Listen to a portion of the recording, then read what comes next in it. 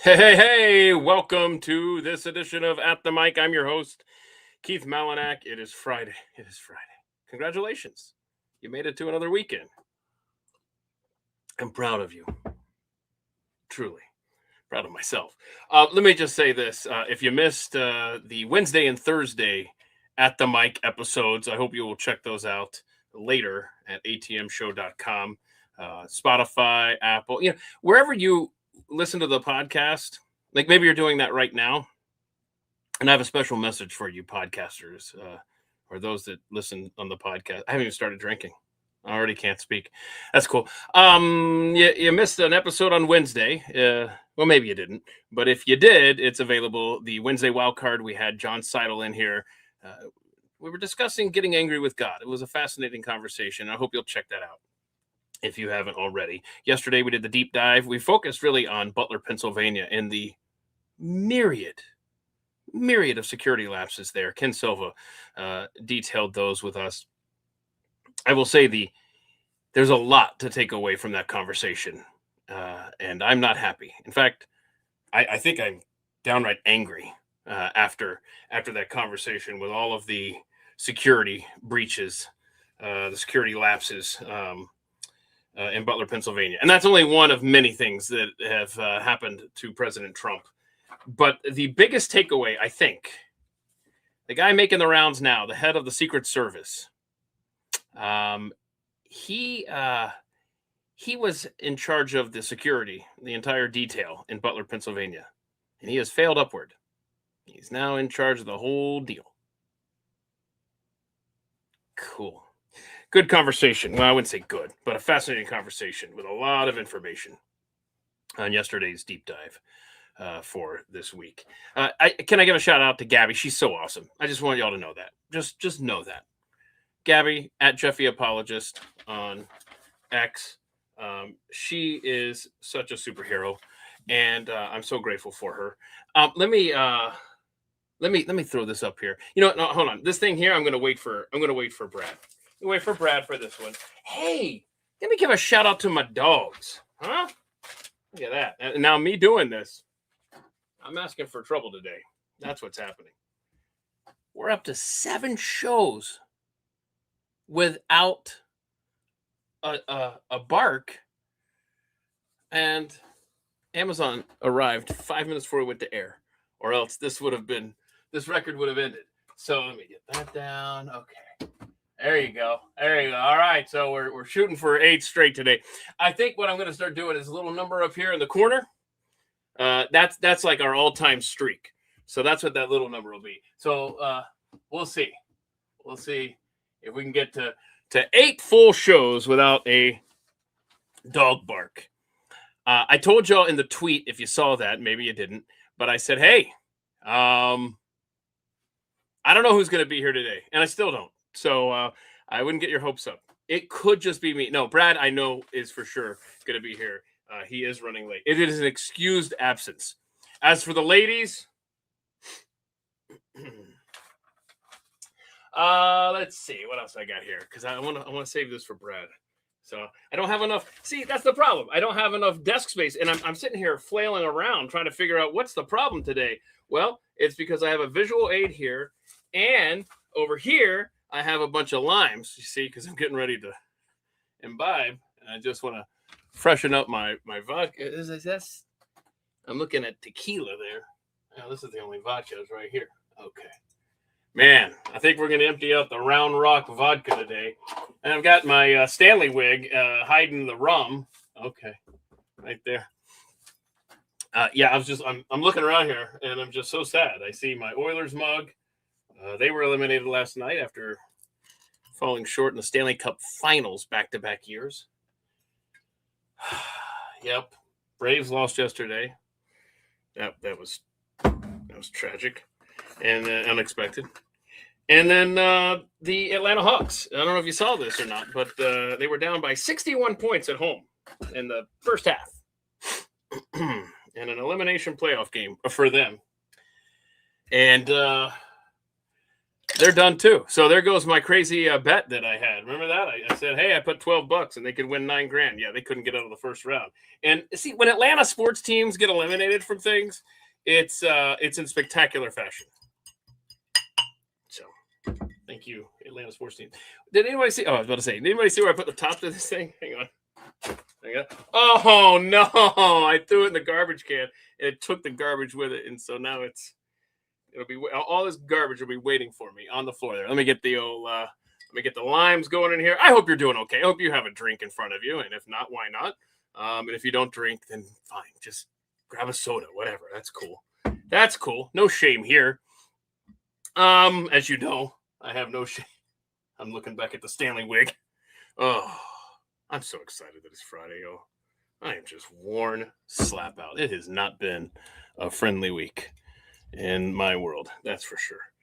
And you know what? It all started. I'll tell you when it started. It started Monday night, and I knew the risk reward equation there. Okay, it's because I stayed up way past my bedtime on Monday night to go see that. I posted a couple pictures from it, I think. The Matrix movie. They had like this mini sphere thing called Cosm. I don't even know. Why would you name your thing that? I mean, make it something people know how to pronounce. COSM. Okay, just a few towns in the U.S. have it. It's like a mini Las Vegas sphere, and you go and you watch stuff. And it's kind of cool because The Matrix is like the perfect movie for it. It's like a movie screen, but then it's like this little half dome, and then around the movie are other things. So like there's a shootout in the lobby of a building, and so when there's gunfire and marble spraying everywhere, it's also happening on the sides of the walls there. It's about $44 a ticket for the nosebleeds. When I say nosebleeds, it's not. It's not. There's not like. It's not. It's perfectly placed. But it's an experience, and that's what I wanted to have there. And so Ezra and I went and checked that out. Yeah, that's good. That's pretty good. Pretty good stuff there. So that's what we did. And update on Ezra. So, he's supposed to ship out on Tuesday. Not quite yet. Not quite yet. It's a long story, but I know I've mentioned in the past that he qualified for, I guess, like I'm not a military guy, but all of the special forces, special warfare, and he was going to do EOD, explosives and ordnance disposal. So he's still going to be doing the military, just not departing yet. So there's the update on that. Apparently not EOD. So I don't know.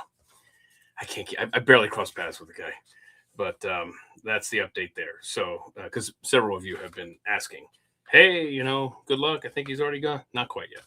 All right. So I've got some AI themed stuff here. I don't know if maybe this doesn't qualify. This may just be a cool technology thing, but I wish Aslan were here.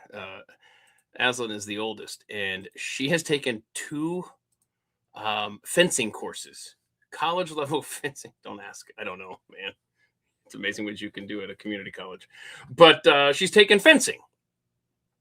And when I showed her, this is actually cool. I think we would all, at least speaking for myself, would watch the Olympic fencing stuff more if it were scored like this. Look at this, man. This is how they're scoring now, fencing. You see this? Because you can tell now when there's contact made. And I think you do now, but with the sensors or something. But I like being able to see the swirly deals. That's a technical term, the swirly deals. I don't know if that's big enough for you. I don't even know where my bell is. I mean, you talk about slacking. Oh, that's right. I moved it. I moved it to a place that's barely within reach. It's not the same. If you don't get it in the flow there, it's just a window where the bell works, and I missed it. So I'm sorry. Now, see, I can't even throw my I can't throw this in the. I'm so pissed right now. I mean, that's half the fun for me is missing the basket, I should say. It's just an empty spot. It's really sad. I need I need a camera that's like at the Pack Race Studio at my day job. We need to put a camera on the garbage can just so you can see how terrible I am from 4 feet away. It's sad. My phone, and I've talked to you about my phone stuff. Man, is there anything I don't talk to you about? I had the S26, the latest version of the Ultra or what have you, and And then I went back after, but it had so many bugs, y'all. The GPS barely worked. Like some of the times it just stopped. You were out there. I hope you know where you're at, bro. It was weird. I don't know how to explain it. It just stopped working half the time. And then the biggest gripe was I know several of you that would send messages, you send links. If you didn't type something around that link, if you just said, like, if you type something like, "Hey Keith, check this out," enter, and then pasted the link, enter, um, the link wouldn't show up. So if you didn't say anything, I didn't know that a link was sent. It showed that there was a new message on X, but then when I'd open up that DM, there was nothing there. And then that started also showing up in text as well, which was annoying as hell for Gabby, right? Trying to send me stuff. And I was like, did you send something? And so I don't know how many people had sent me stuff like, and I just looked like the a-hole that didn't respond.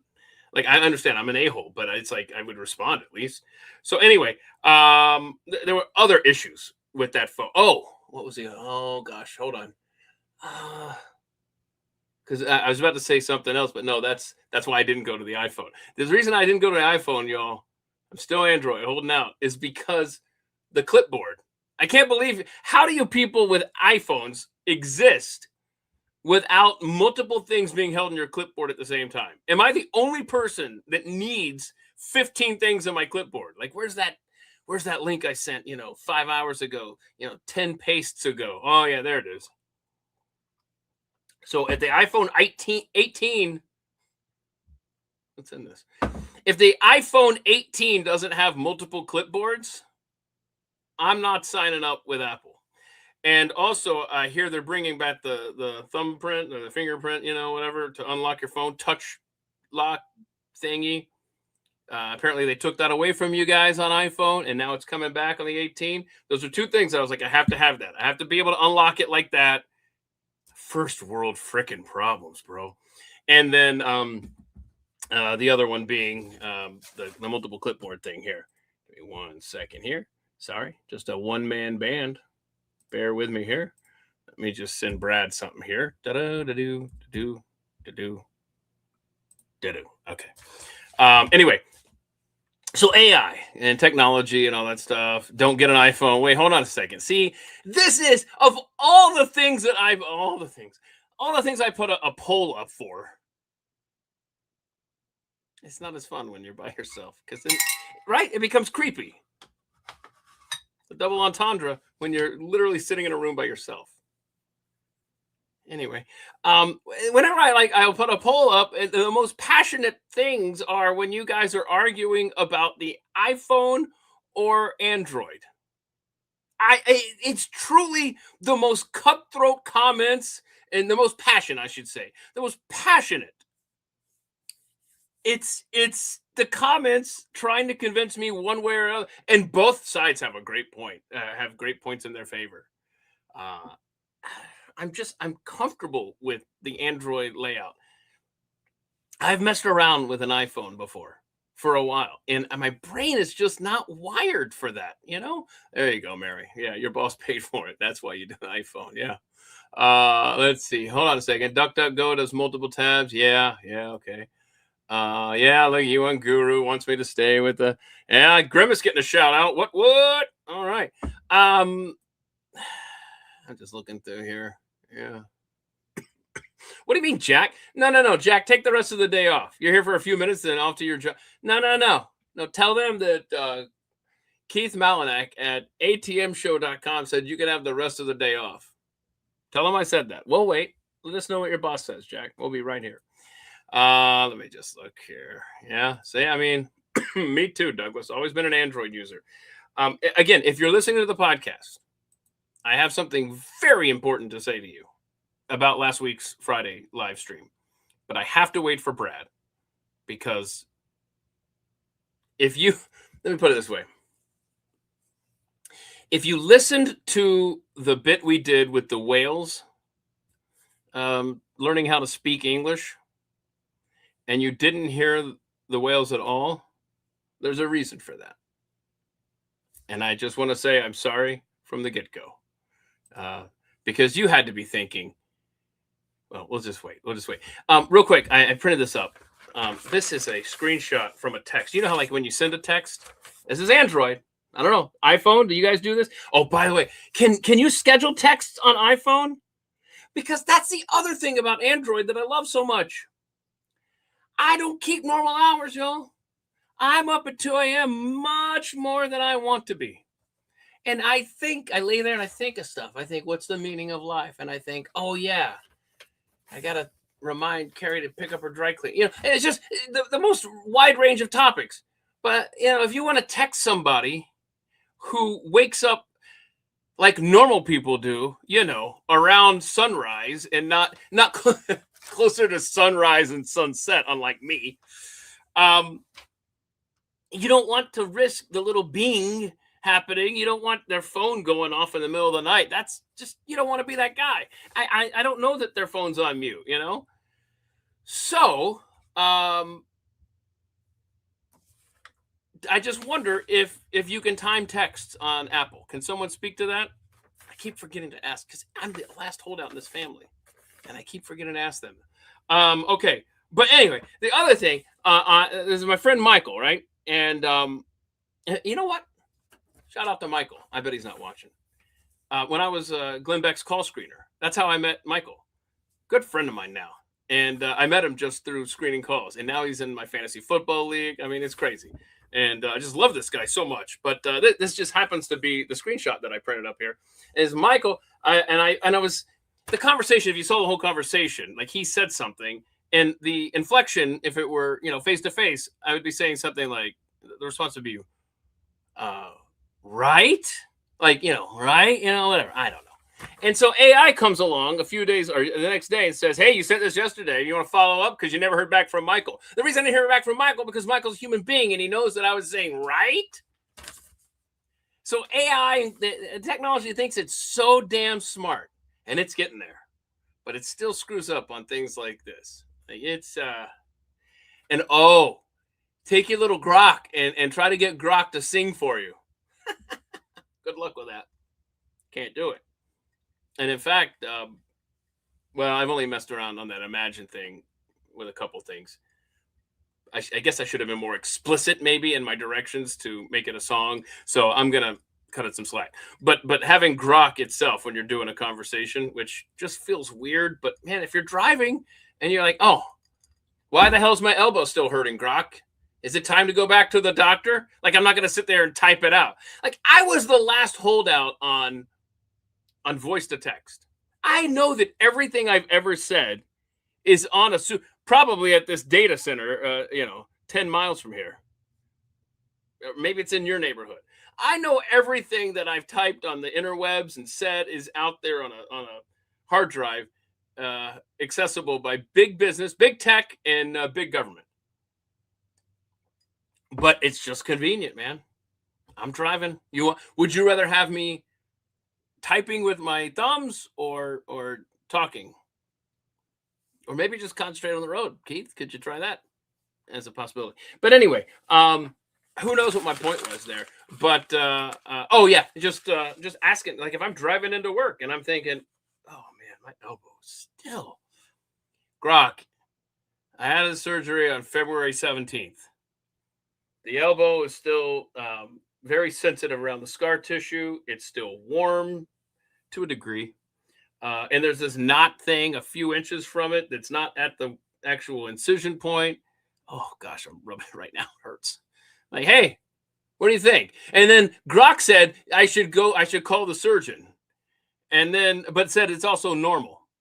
And I said, why am I calling the surgeon if it's normal? I should have how do I record this conversation? Just played for you. And then Grok goes, well, it's normal-ish. So humanish. Let me see here. Not just everything you typed or said. It's been proven social media sites have ghost profiles of people that don't have accounts. Just based off mentions. You'll have to explain that. DeGare Bear is going to be my guest coming up in a few weeks on the Thursday deep dive. So he can... uh-oh.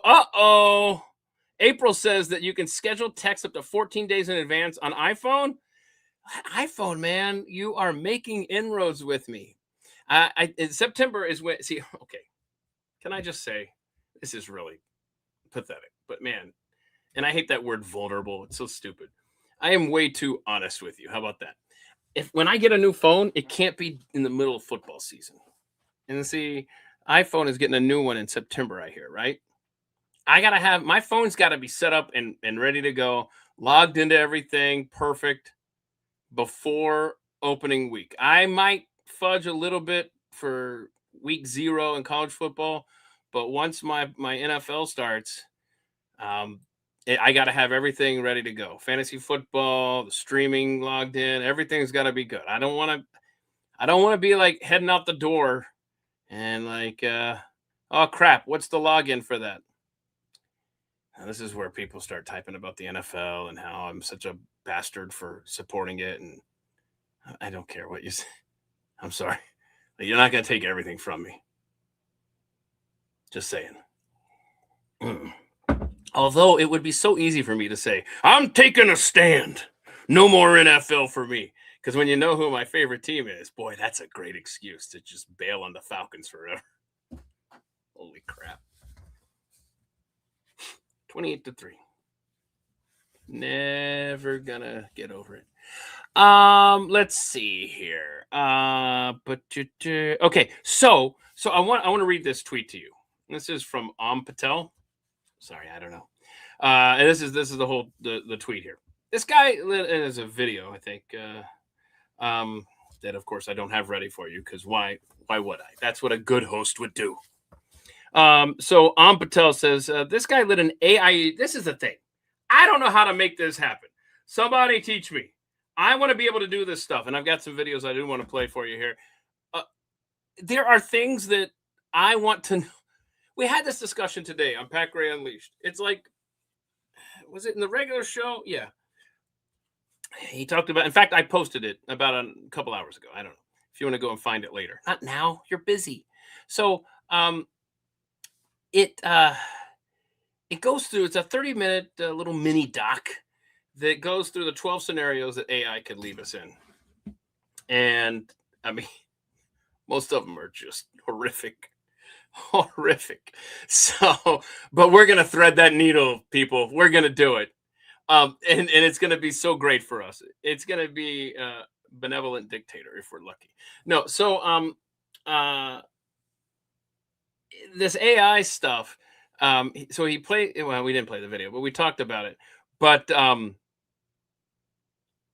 I think I posed the question because Pat and I were like, just pull the plug on this thing.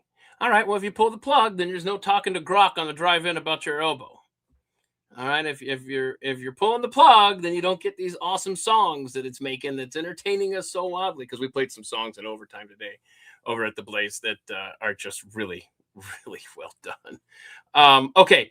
But this guy, this is the kind of stuff I want to learn for how to do. This guy let an AI agent handle his scam texts for a week. A scammer asked him to buy a $500 gift card. The agent spent 4 hours driving to Target. He sent status updates like, I'm at the red light now. There's a very handsome squirrel on the sidewalk. Do you think he's married? Then it said, I forgot my purse. Going back home. Wait, this isn't my house. It sent a screenshot of a CAPTCHA to the scammer, claiming its eyes were blurry and it couldn't see the buttons to wire money. The scammer actually solved the CAPTCHA for the AI. The scammer eventually typed, please just stop talking. I don't want the money anymore. God bless you, but leave me alone. This is using technology for good. Total time wasted for the guy was 14 hours. Yeah, and as Patel writes, the script should be open source. No kidding. That's the kind of stuff I want to know how to do. Well, that and how do I schedule texts on Apple, on iPhones? We're solving the world's problems right here. Oh, I just tossed this aside, and then as I turned away, I realized I had scribbled something that's incoherent at the bottom, I think. Nope. I covered it. That's good. All right. One of the other things we talked about over at my day job, Pat Gray Unleashed on the Blaze, was I mentioned how all of us, come on, admit it, we have fallen prey. That's not the right phrase. To GPS. We've fallen in love with GPS. Because man, when I was a kid, when I was in high school, and man, I don't even know how many miles I've covered in Cobb County, Georgia, but I have been in every nook and cranny. And I kept paper maps in my car, my '87 Honda Accord LX, champagne, totaled. Anyway, so uh, I knew that county. I mean, I grew up there, but still, and today, it's like the GPS says follow the blue line. Yes, sir. Follow the blue line. Just follow the blue. Don't be asking any questions. Just follow the blue line. And it's going to be a great disservice to the next generation when the EMP goes off and they have no idea how to get anywhere. MapQuest, man, I see you, classic Tang lover. Classic Tang lover. Nice. So, or is it classic Stan lover? Anyway, I think that's what it is, Keith. I used to print up. That was the bridge. MapQuest was the bridge from paper maps to GPS. That was when you'd print up the step-by-step directions and you'd put it in your car and then you'd follow along that way. So I don't know how MapQuest works today. If it's different, is it an app now? So, right. How convenient is that? Toby, GPS does a great job of helping me to avoid construction zones and accident-related backups, and I love it when I see the fuzz up ahead and I can tell everybody on Waze. Yeah, or I'm the one getting the heads up. Oh, my bad. 67 Mustang. Nice. Okay, so GPS, my gift before in fact, ironically enough, on I can tell you that Saturday, August 1st, 2009, I drove from Charleston, South Carolina to Newark, New Jersey. And I'm just trying to think if I made it in one. Surely not. I don't know. I have no idea. Anyway, just trying to think. I don't remember where I would have stayed. Doesn't matter, Keith. Tell your damn story. Thanks. Okay, so Nana, my 100-year-old Nana lives here down the street. She's the only family member that doesn't live here. Anyway, so she bought me a GPS, like a little, was it a Garmin? I don't know what it was. What was the other brand that was big at the time? Anyway, so I can tell you that August 2009, I got my first GPS. That was a big deal, man. And I'd still be driving around Newark trying to find the hotel that I was supposed to stay at, if not for that GPS. There ain't no paper map in the world that was going to help me with that. Because I was late, it was dark, and somebody do my job for me. How long of a drive is it from Charleston to Newark? I think I made it in one shot. No. Anyway, but I wouldn't have if not for the GPS. So I'm telling you, I love the stuff. I love it. But I did tweet out earlier. Let's see if I can find this, because why would I be prepared? I tweeted out, there's this company, the roads are dangerous. They're dangerous with just cars. Now you put in big rigs driven by people that can't read signs. They can't speak English. They don't know anything that's happening. They drive the wrong way. There's been just one tragedy after another. And so, Aurora, the demand for autonomous freight continues to build. Customer interest is strong, backed by an anticipated truck order for delivery as early as next year. It's a signal of where the industry is headed: safer, more efficient, and more scalable long-haul freight. I mean, they're already doing this between, I don't know if it's LA and Dallas or Phoenix and Dallas, but they just keep expanding the map. It started off Dallas to Houston 1 year ago. And then it went Dallas to El Paso, and then Dallas to Phoenix, and now I think it's LA. But I asked the question. Look, I'd rather have autonomous big rigs on the road than drivers who can't read road signs nor speak English. And honestly, we're all getting very comfortable with technology. I don't know how comfortable I am with fully automated big rigs, but much more so than some of the people that are driving on our roads behind the wheel of those massive things. So if I had to choose, I would definitely choose the automated trucks. I am worried that the technology might mess up at some point, and the next thing you know, the thing is running you off the road, or the power's down at the wrong time. In fact, just before we came on, I hadn't planned on this. This one just kind of popped up in my feed. Look at this. These are at an Amazon warehouse. These are little robots moving.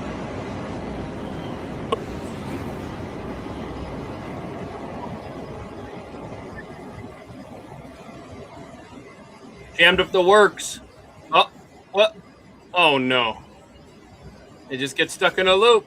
Now, how long was this going on before the guy started filming?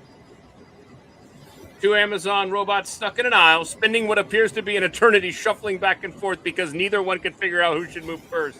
This is what happens when you forget to teach a $200,000 robot to say no after you.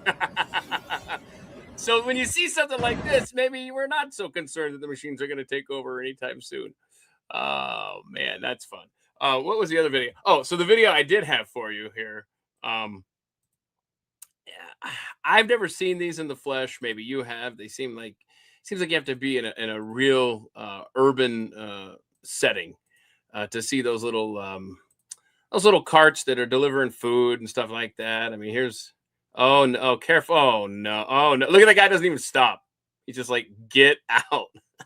Oh, this guy blew a tire or something. Oh, that looks really sad, actually. Hang on. Okay, I don't have emotions for the robots here, but look at him all gimpy with that tire. Oh no. Oh no. And by the way, if you're on Spotify right now and you're like, hey, why isn't there video? It's coming. I gotta figure this out. There's just some issues. I gotta figure it out. Anyway, this guy goes down the stair. Oh no, that's tragic. So if you want to help me understand Spotify loading video, be sure to message me. Oh no, wait. Oh, hold on. Did the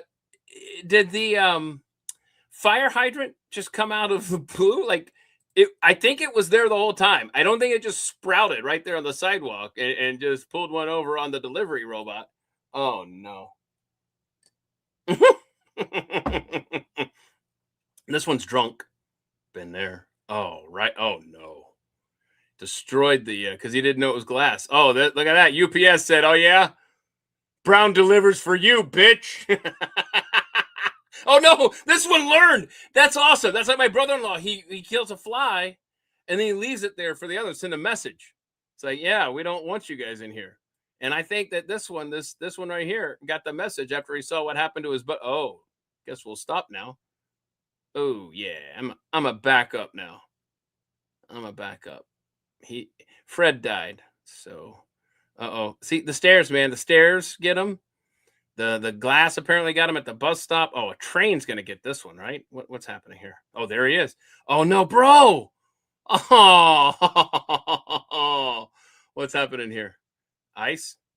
Oh wait, they're in love. Wait, what was that one? Were they about to make more delivery robots? I better just leave them to it. I don't want to explore that any further. Let's see here. So I don't know. I don't know that the future is here already. Oh yeah, hold on. That's the thing. Classic Mustang. That somebody said that when everything's automated, insurance rates should plummet. Huh. I hope. Maybe. I don't know. Let me catch. I'm catching up here. Sorry, y'all. You know what? I don't even know that I've seen Wally. I know my kids have because I remember we were in Charleston. Anybody find out how long it is from Charleston to Newark? Did I make that in one day? I tell you in fact, she was the only driver. The five of us drove from Omaha to Atlanta in one shot. I think it was 17 and a half hours, something like that. And Carrie drove the entire way. But we got to about Chattanooga, and Zelie couldn't speak yet. And she just was miserable the last 2 hours of that trip because she's in a car seat. She couldn't talk. And it was just, oh, hey, we're not starting. We're not going to stop here. We're getting in Aunt and Papa's house in Marietta. So suck it up, Buttercup. I-75 is your friend tonight. So, but we made it. Other than that little 2 hours of child abuse. Oh gosh, I just said that on the internet. Awesome. Let's see here. Yeah, that's a great question. Mandalorian Patriot. How can self-driving 18-wheelers drive with no one in the cab, but Tesla owners have to be in the driver's seat and paying attention? I don't know. I don't know, but Aurora Innovations apparently knows. So, um, hmm. Let's see here. What else I get for you on that front? I'm really. If I didn't have stuff between here and there that I have to step over, and you'd probably hear me fall and break something, probably my arm, I would get up and set the garbage can up because this really is irritating me. It's like an OCD thing right now. Like if you see me just drop the earbuds and just go.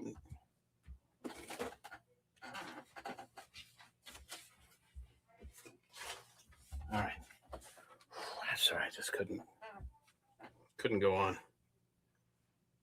It was really, really irritating me. Sometimes we play the game creepy or cool.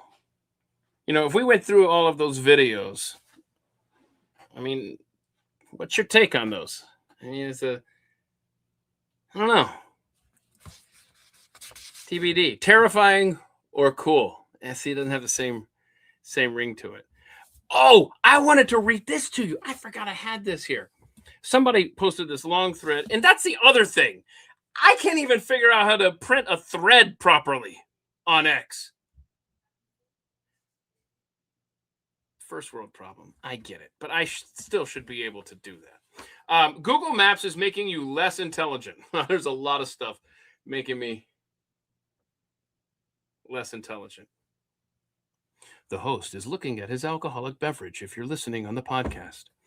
Google Maps making you listen. The neuroscience is peer-reviewed and the findings are damning, says Shruti on X.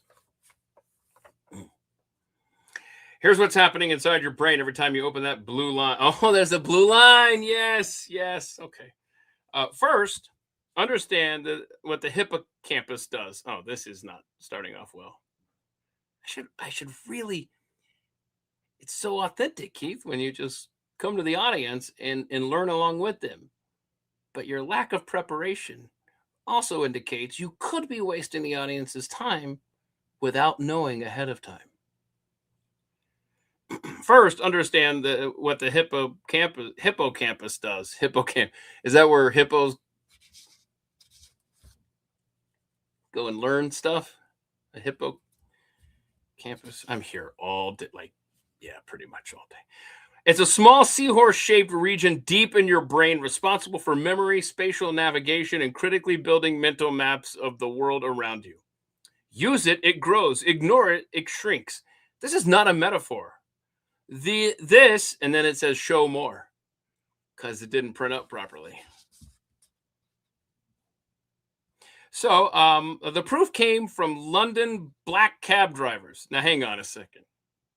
Please tell me that's a company. Somebody do my job for me. Right? That's a company? Black cab drivers. To get a license, they must memorize 26,000 streets, a test called the knowledge. It's in quotes, the knowledge. That takes 3 to 4 years to complete. Oh my goodness. Probably building new roads during that time. It's like, why did I learn this city? UCL researchers scanned their brains and found something remarkable. The longer they drove, the larger their show more. I'm going to assume it says hippocampus thing grew and stuff. In 2017, UCL published a study in Nature Communications. 24 volunteers navigated London's Soho, sometimes independently, sometimes following GPS-style instructions. When navigating alone, hippocampus and prefrontal cortex lit up. Activity spiked at every new street. When show more. I bet it says when they followed the blue line, it shrunk and got dark. Didn't light up stuff. Dr. Hugo Byers, the study's senior author, said it plainly. When we have technology telling us which way to go, these parts of the brain simply don't respond to the street network. In that sense, our brain has switched off its interest in the streets around us. Your brain, show more. There's a detail in this research almost nobody talks about. Brain activity didn't just increase with navigation, it increased with complexity. The more streets converging at a junction, the higher the hippocampal spike. With GPS, that relationship was completely abolished. The UCL team also mapped major cities worldwide. London, dense, winding, unpredictable, is one of the most cognitively demanding cities to navigate. Your brain works hard there. Manhattan's grid barely registers. Almost at most junctions, you can only go straight, left, or right. Oh, that's interesting. Yep. So there you go. That's.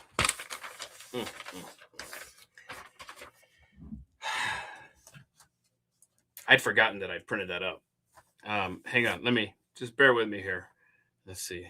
Bowl 10. See, this is the part where like one of the other individuals on the show would say something while I just nonchalantly take a note for later in the show that I don't have to sit here and announce to the world, and just kind of on the slide take that and I go like, oh, we'll get to that later for sure. And then I come back and I act like I've been really paying attention the whole time to something really witty or profound that has been said in the room, most likely from Brad Staggs himself.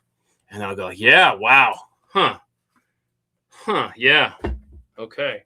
And then I'll grab, hey guys, so there you go.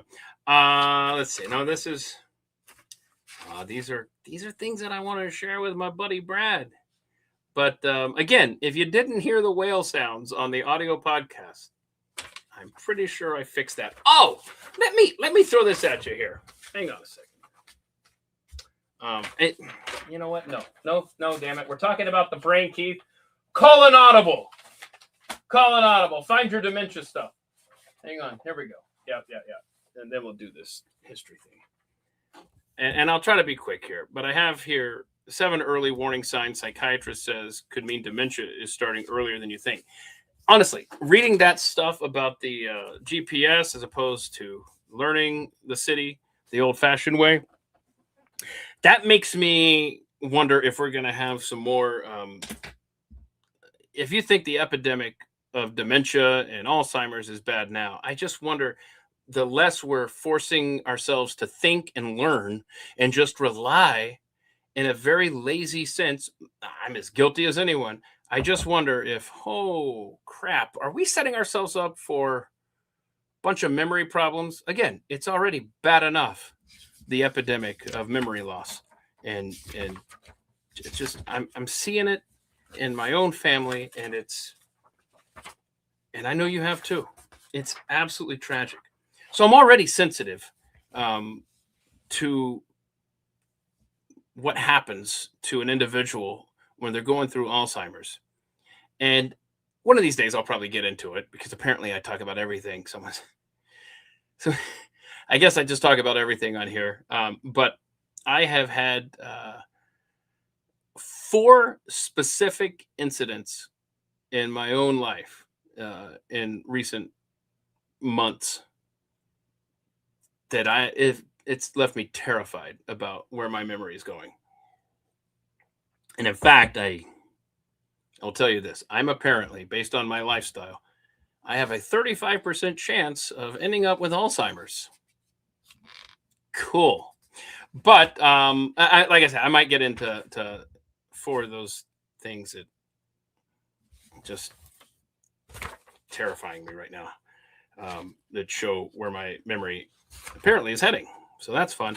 But one of the things that I'm apparently supposed to be doing now to make sure that my brain doesn't slip away, which, look, if you watch any of my shows, the case can be made. My brain's already started slipping away. So I need to eat less processed foods. That's the thing. Listen to this, y'all. So that's the thing. I wish you could see this show come together, because I know I don't read ahead on everything. I admit that. But it's fascinating how is the word serendipity. Like, it's amazing how, like, I will pull an article or I'll write down something I want to tell y'all, and then an article pops up before we go live here. And it's like, oh my gosh, that's perfect. And so I was actually going to tell y'all of the things that said the processed foods. I don't get any sleep. No sleep. That's a big one. Processed foods, no sleep, and no exercise. So if this is you and you don't exercise and you don't sleep and you eat crappy food, apparently that's bad. Oh, excuse me. But this article popped up here. Look at this. Gosh, man. One of these days I'm going to accidentally close the broadcast tab while I'm tossing crap onto the keyboard. But this article came out yesterday, matter of fact. Here's the headline. Eating one bag of chips a day could increase risk of dementia. All right. Yay. Just a 10% daily increase in ultra-processed foods can increase the risk of dementia. Now, if you guys all knew this about processed foods, then more power to you. I did not. But just ironic that I got that information and then I saw this article. And I'm sorry that I'm not doing a good job of following the chat here. Yeah. Toby, thank you. All right. According to the study conducted by researchers at Monash University in Australia and published by Alzheimer's and Dementia Diagnosis, Assessment, and Disease Monitoring last week, a 10% daily increase in ultra-processed foods is linked to a drop in attention span and higher dementia risk among over 30 adverse health outcomes. The seemingly small daily increase is even smaller than one might realize based on average food consumption, blah, blah, blah. So you know what I'm not seeing here is that a big bag of chips at Walmart or is that a small bag of chips at 7-Eleven? ADD. 7-Elevens are closing. Wendy's are closing. What was the other company? See, everything's connected here, and I can't find it when I need it. I've got 3 threads going right now. I've got Alzheimer's, history, and 7-Eleven closing 600 locations. Yikes. Don't care anymore about that. Wendy's. I used to eat at a Wendy's quite a bit. I mean, who doesn't love good processed foods? But it's closed down. It looks so weird because there's these successful businesses along this road, and then the Wendy's is gone. Let's see. They're going to shutter 300 locations the first half of 2026. Apparently, they had an 11.3% drop in same-store sales. Wow. Who would have thought that?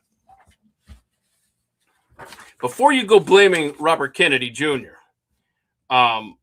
apparently McDonald's and Taco Bell are doing really well.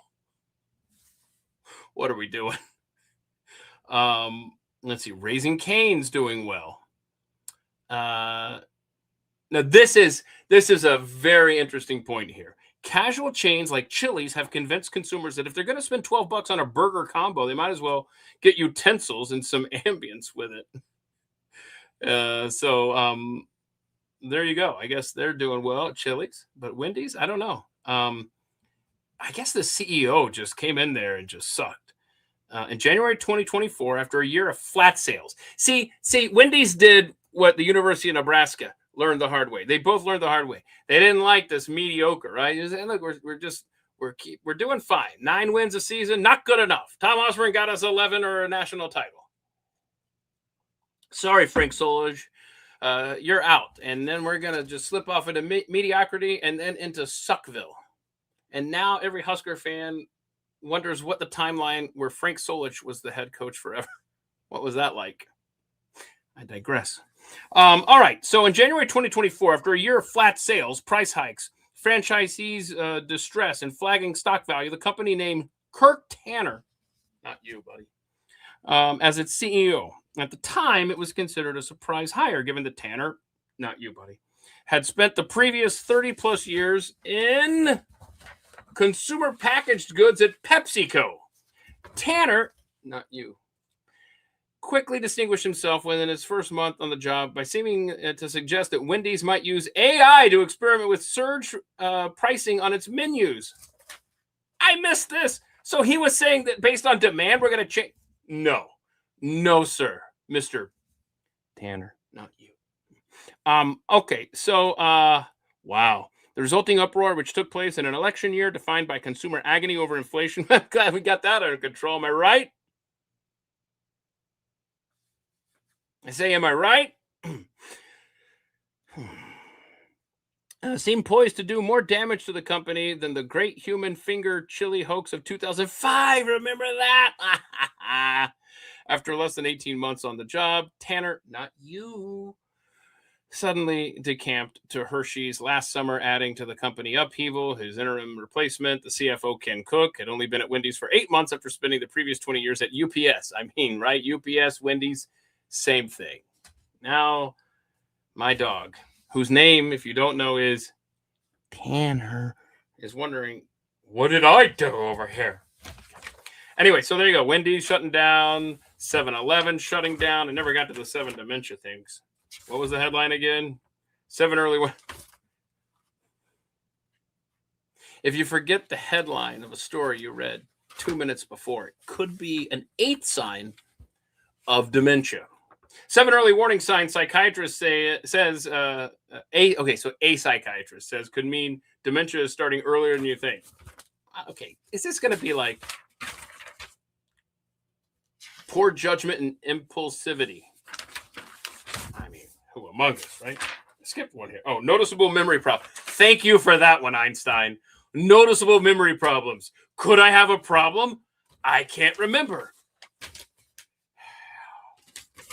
Do I even want to read this? Okay. Short attention span.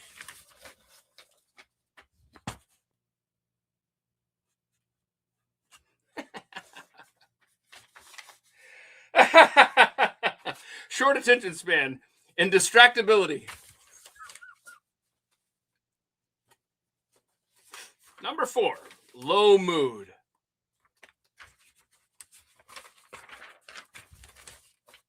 Don't drink and listen to the National, Keith. Being overweight. Stop looking at me like that. Can I say, look, I know I'm a dumbass. I'll be the first to admit it. But I thought I was outsmarting the system, yo. So what happened was, and I probably am, but still, it still creeps me out. Let me tell you the story. Health insurance says, hey, we're going to send you a free scale. Don't forget to download this app, and then we can help you meet your weight goals. I'm like, okay, let me download that app. Shut up. Download shit. Anyway, so the scale comes, and of course I don't download the app. And I'm like, hey, thanks for the free scale, sucker. So I weighed myself the other day. And when I stepped off and I kind of walked away, I saw in the corner of my eye that there was something happening on the screen there of the scale, and it was transmitting. And it was like sending, right? And I was like, transmitting what? What's it transmitting to? Now I'm gonna assume it's transmitting anything because I never downloaded the app. But just the fact that this thing dared to, and I didn't read the fine print when I ordered the freebie. Whatever. So I don't think it's really transmitting anything, but just the fact that a bathroom scale would have the audacity to try to transmit my weight to another entity. I'm sorry. I just wanted the free scale.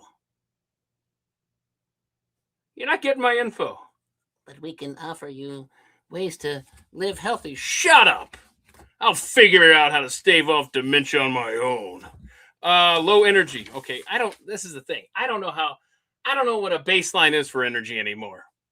My alarm clock goes off at 3 and I barely make it to that. And I stay up way too late to begin with. Stupid sports. I don't know if I have low energy or it's because I sleep 4 hours a night on a good night. That's the thing. So I don't know. Where was 7? Chronic insomnia, sleep apnea. Shut up. I don't want to hear it. I'll be fine.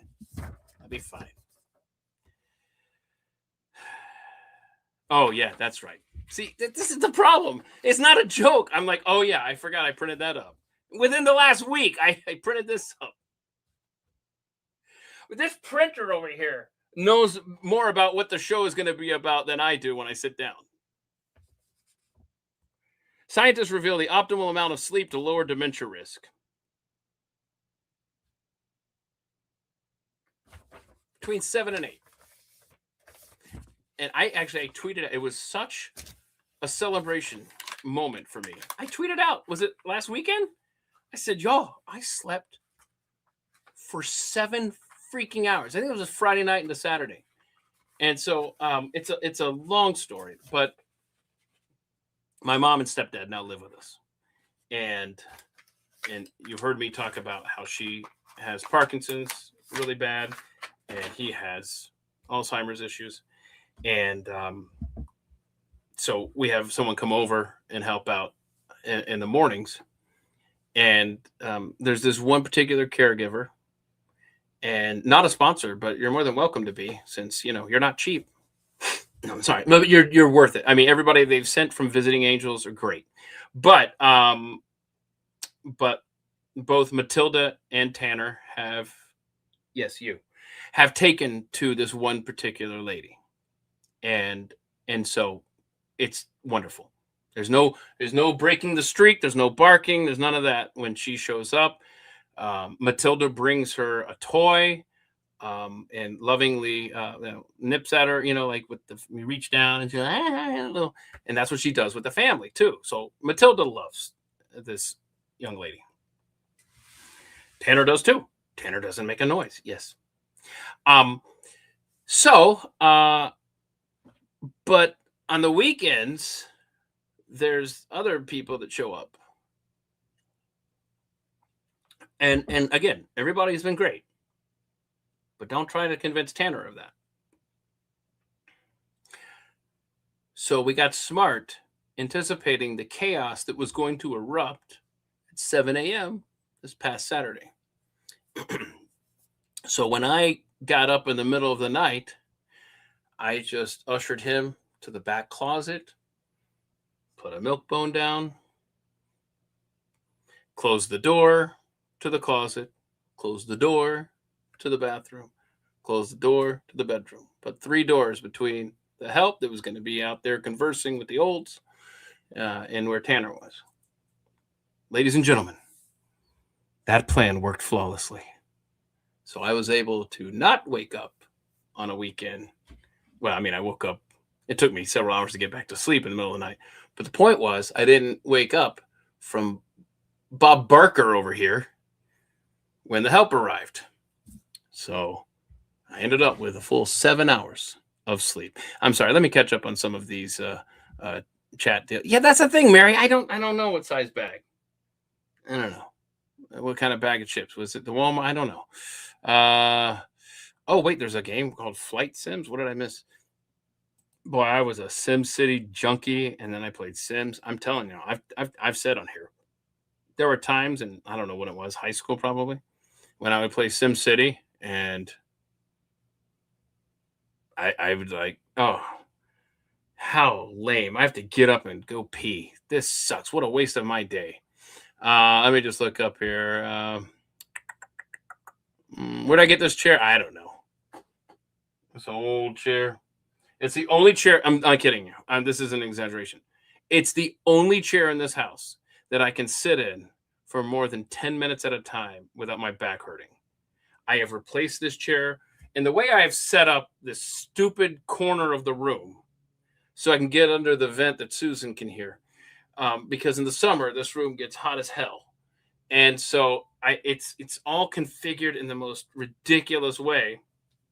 And I've switched this chair out multiple times for newfangled chairs with good back support and roll back and forth and all this stuff. And it is a pain in the ass to try to get those chairs wedged back in here without knocking off computers or beers or whatever the hell's sitting on the countertop here. Anyway, this chair here, it's the reigning champ. It's the only chair that I can sit in without being in agony. in 10 minutes. So I don't know, Carrie. I think it's passed down. Probably was her grandparents, but if they're looking down, they've got to be thinking, "Is that? Wait a minute. Did Carrie get our chair and it's being used for what purpose?"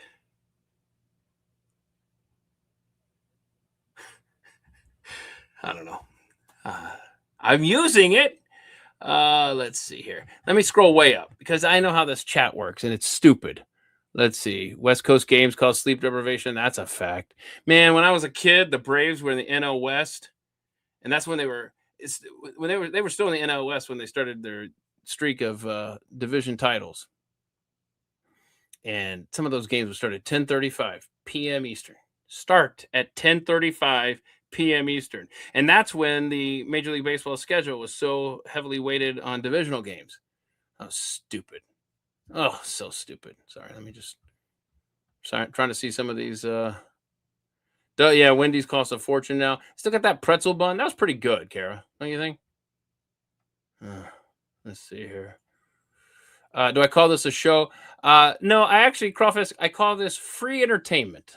That's what this is. Let me just check here.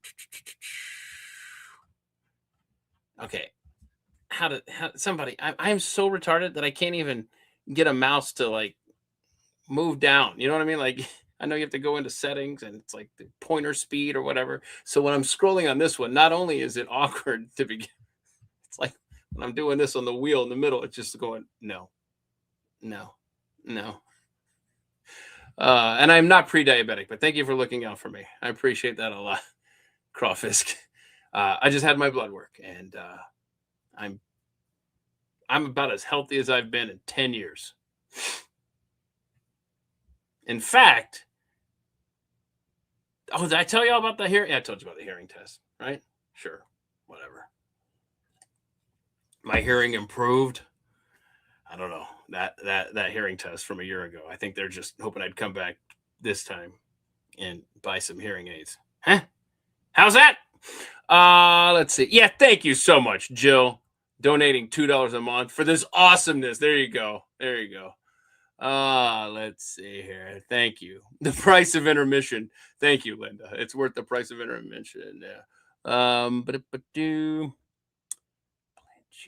Oh gosh, that doesn't sound good. Your government health care went up 18%. Oh gosh. Oh, okay. Hold on a second. I'm saving that for Brad. I'll get to, if Brad doesn't show up, I'll still explain to you what is very important information for the audio podcast audience.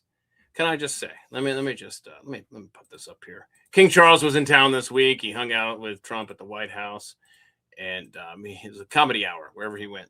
And I thought he was funny. I mean, if this is the Charles that I grew up knowing, then been a lot more tolerable than he was. But anyway, here's some of his funniness over at the White House State Dinner. First one since Bush, right? A white collar. Is it black tie, right? Hell, I don't know. Who cares, man? On this occasion, I cannot help noticing the readjustments to the East Wing, Mr. President. Following your visit to Windsor Castle last year. And I'm all right, that's a low-key dig. Yeah, look, after you saw how lovely my place was of sorts, you came back and tried to replicate it here in the Americas. Sorry to say that we British, of course, made our own small attempt at real estate redevelopment of the White House in 1814. That's funny. That's hilarious. Remember when you burned down our White House? That was cool, right? We did that for you. But anyway, one of the cool things from the War of 1812, which was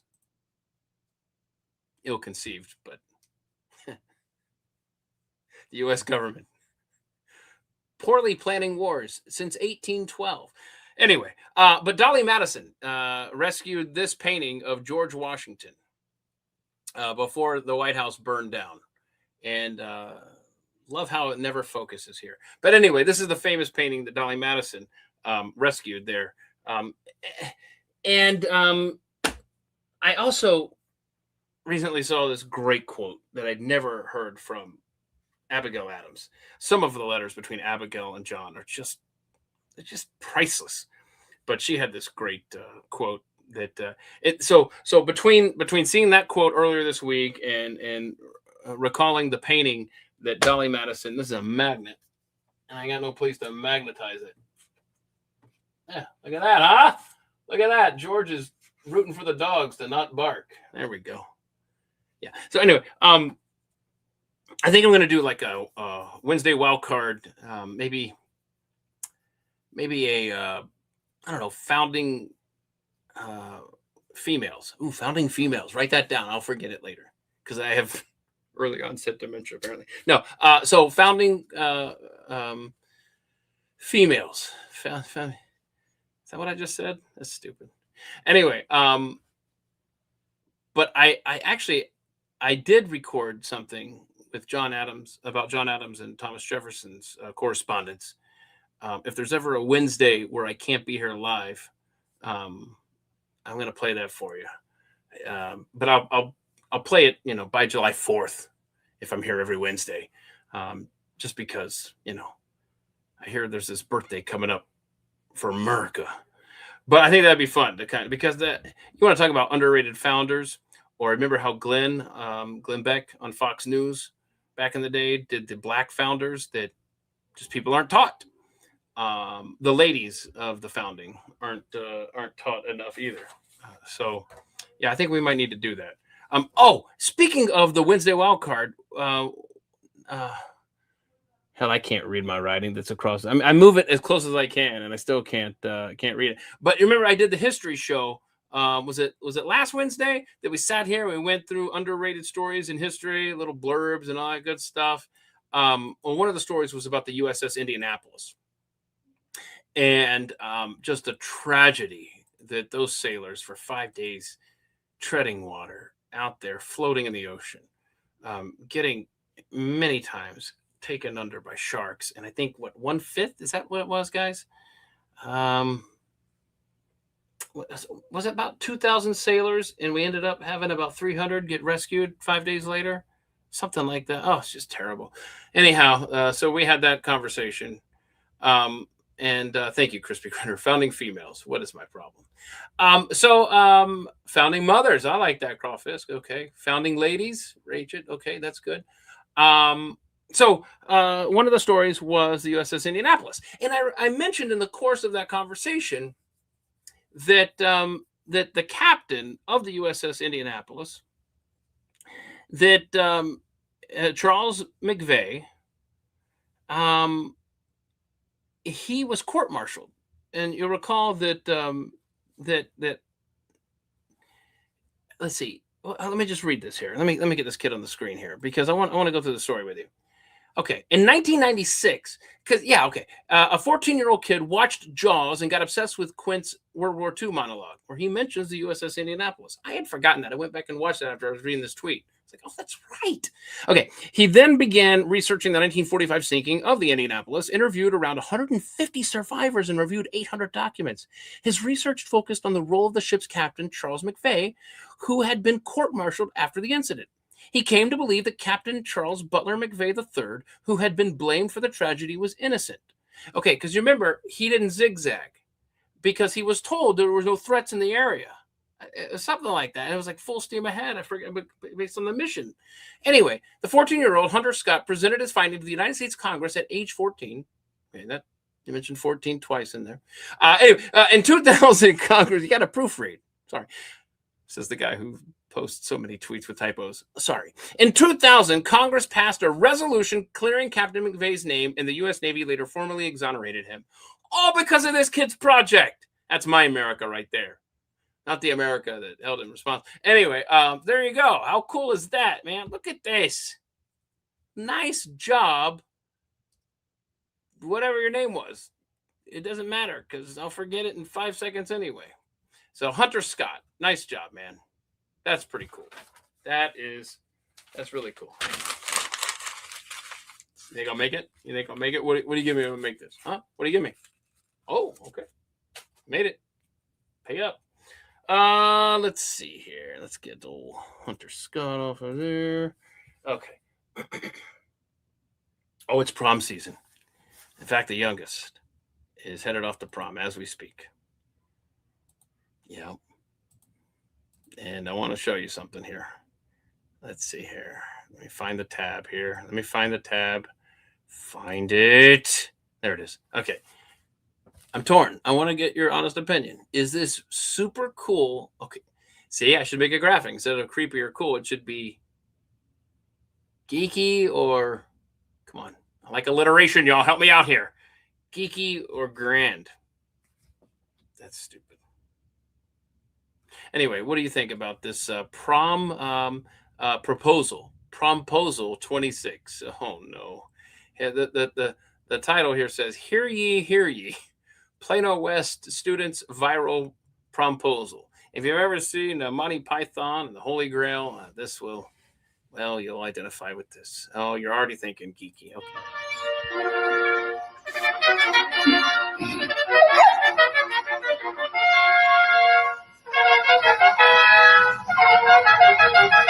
All right, get to it. Uh-oh. Oh, yeah, here we go. Them coconuts going.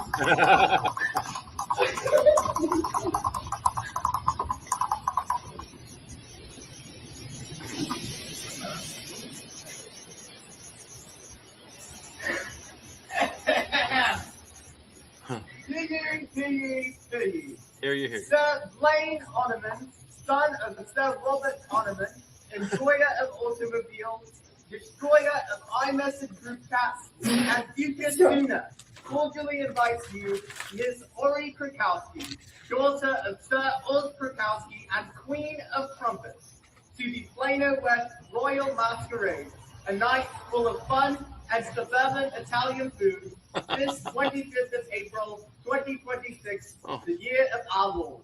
What is your response? What's your response? Yes. Oh. Uh-oh. What? What's happening? That's fine.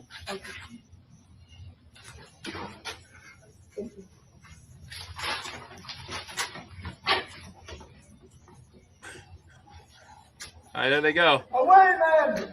There they go. That's cute, right? That's cute. That took guts right there. So I guess she said, yeah, right? No, we heard that. Okay. Geeky cool. Uh-huh. Oh, we got an aw. Okay. Anybody else want to say? Anybody? Just wondering. Bring out your dead. Yeah. Greater growth. Yeah. I don't know. So, okay, ladies, if your geeky date in waiting showed up like that, you saying yes, or you saying holy crap? What is happening now? I hope they had a good time. You heard that happened on April 25th. Hope they had a good time. I don't know what kind of dress the girl decided to wear, but there's one option that I wonder if she had out there from the Fashion Shanghai show. Here we go. The sound of this, whatever the hell, fall winter 2020 broken porcelain dress. Okay. Creepy or creepy? I don't even know what the other option is, Keith. Just it's creepy. All right. You try so hard. These just so dumb. I love how Carol Roth will post these pictures. They don't pop up on my feed as much as they used to. On what occasion would you wear this? And I wonder if she's posted this one. Oh, somebody send this to her. Tell her I said hi. Well, what? Okay, what is happening? Oh, stop it. This is the dumbest damn thing. So, of course, I put it on my show. Okay, just honestly, when I see stuff like this, it's like I wonder how many do they sell of these? And I guess if they sell one, they can retire. But just it's kind of fun. One of these days, I'm absolutely getting into a hot air balloon. That's happening. And This happened a couple weeks ago in California, and I didn't get to it last week. But when we lived in New Jersey, hot air balloons in West Jersey are a big thing. And we would see them on Saturday mornings, just floating above the neighborhood. And in fact, there was this one empty lot in the neighborhood, and one morning they were taken off from it. And it was a tight squeeze, man. There's a lot of trees and stuff, and it's New Jersey. But it was interesting. This one morning, you could hear it from our house.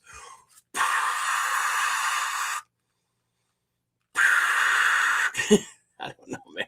So this guy, he's hanging out in his house on a Saturday morning a couple of weeks ago there in wherever the hell it was, Temecula, California. Did I pronounce that right? Who cares? It's California. And looks in his backyard, and oh my goodness, look who's greeting him. Hi. Look at that.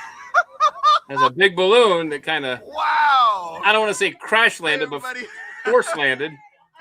Okay, so there's the balloon operator right there. He's obviously embarrassed, but fun stuff. How's your guys' trip so far? Glad that you guys missed the trees. Yeah, seriously? Yeah, really. Look at that. What is your address? It's What is your address? Oh, wait, easy. What are we doing? Easy. Oh, that's when it landed. Okay, that's when it landed. So we rewound it a little bit there. Okay, pull it down, All right. Good morning. Good morning. Good morning. Sorry, dude. Don't mind us. All right, so they come out. It's kind of cool, That's nice to see that people, are civil about this. And then everybody gets out. It becomes a neighborhood thing. And the operator, so everybody's out in the street now. Watch this. Everybody gets out of the balloon. Neighbors come over, get their pictures. He gets just enough steam going to get it over the roof and then out into the street so that they can pack it up and get out of Dodge. So it kind of becomes this fun Saturday morning thing, The most interesting thing that's ever happened. It's a good thing that we went to Coronado 2 weeks ago. And Yep. Right. It's a good thing we hadn't gone to work. Oh, maybe it was a weekday. I don't know. But you could have missed that. Wouldn't that suck if all your neighbors are telling you about the hot air balloon that was in your backyard while you were out of town? Okay, easy. Get it off my car. But there you go. All's well that ends well. It could have been tragic, obviously, but I don't quite know what happened to force land it like that. But the homeowner did get a bill from the HOA for not having clearance to park a balloon in its back. No, I'm kidding. Or am I? Who knows? It's California and it's an HOA. You got 2 strikes against you to start. So, who knows? But that's fun. That's fun, right? Oh. You know what? I wanted Brad to see. Brad, you're missing out. Maybe he's already seen this. Have you seen this? This is. I want you to try to predict what's happening here. A 91-year-old grandma. Okay, she's at her house apparently. We hope, but the daughter can't get a hold of her, and so she sends the police over. She's 91, right? Or 90 years old? Yeah, 91. And they need to do a wellness check. Have you seen this story? Yesterday, police and the family of a 91-year-old woman unable to get a hold of her. But officers never could have imagined what they were about to find when they went to check things out. Our Scott Knoll explains. Oh no, what? What happened? Westlake Cuyahoga police County. at the home of a 91-year-old woman Thursday night. All right, see, first of all, come on, news. Have I talked about this on the air? I know I talked to Jeffy about it. How I got in trouble. My first article I wrote as a sports writer, no experience, whatever. When I buried the lead, right, and I didn't give away the final score of the high school football game until the very last paragraph or two. They're like, no, bro, it needs to be in the first 2 paragraphs because people are just glancing at it. They want to know who won. And if they want to read your story, they will. Well, somebody, look at this. Come on. Elderly gamer gets welfare check.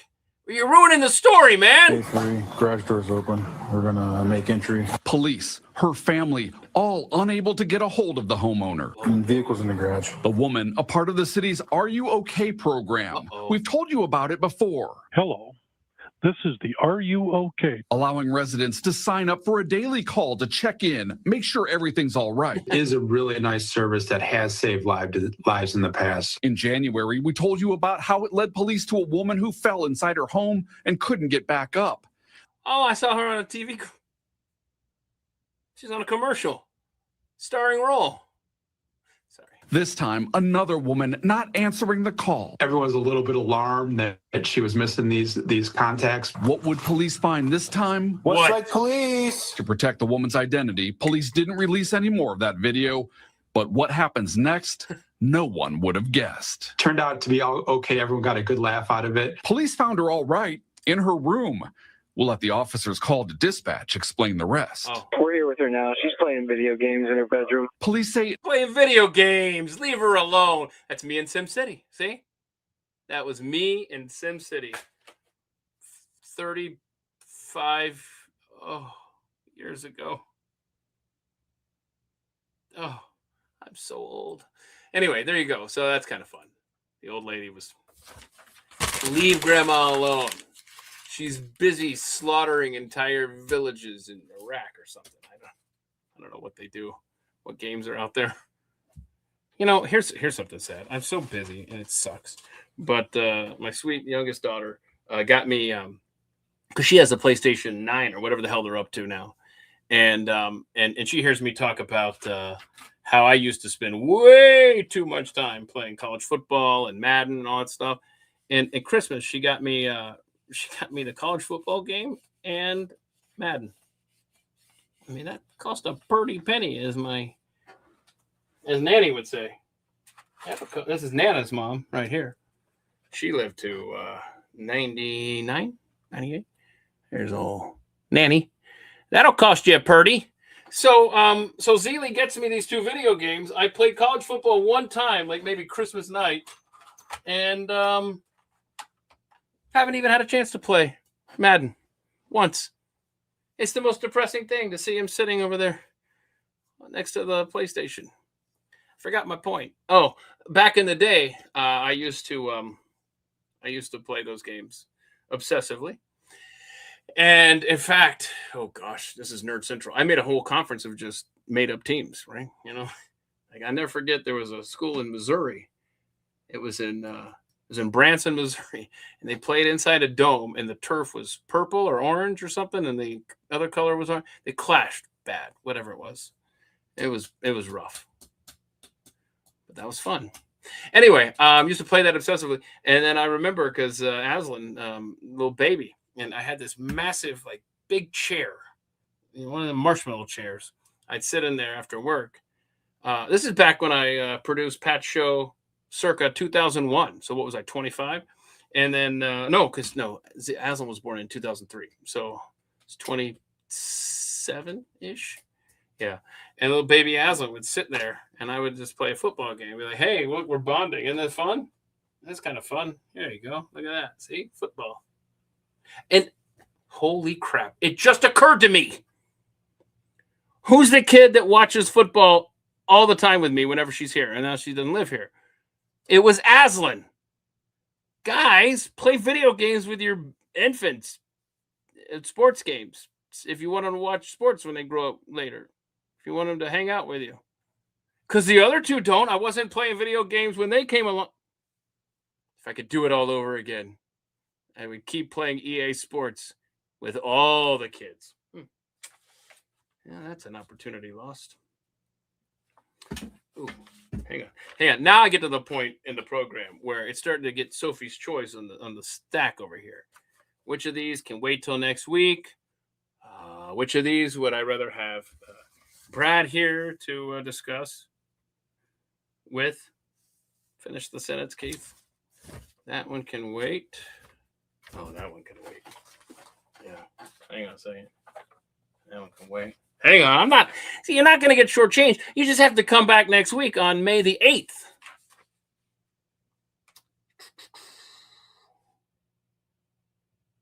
Hang on. Yeah, let's do this one. This one actually pisses me off. That's good, Keith. That's good. On a Friday. Get pissed off, Keith. The audience will love it.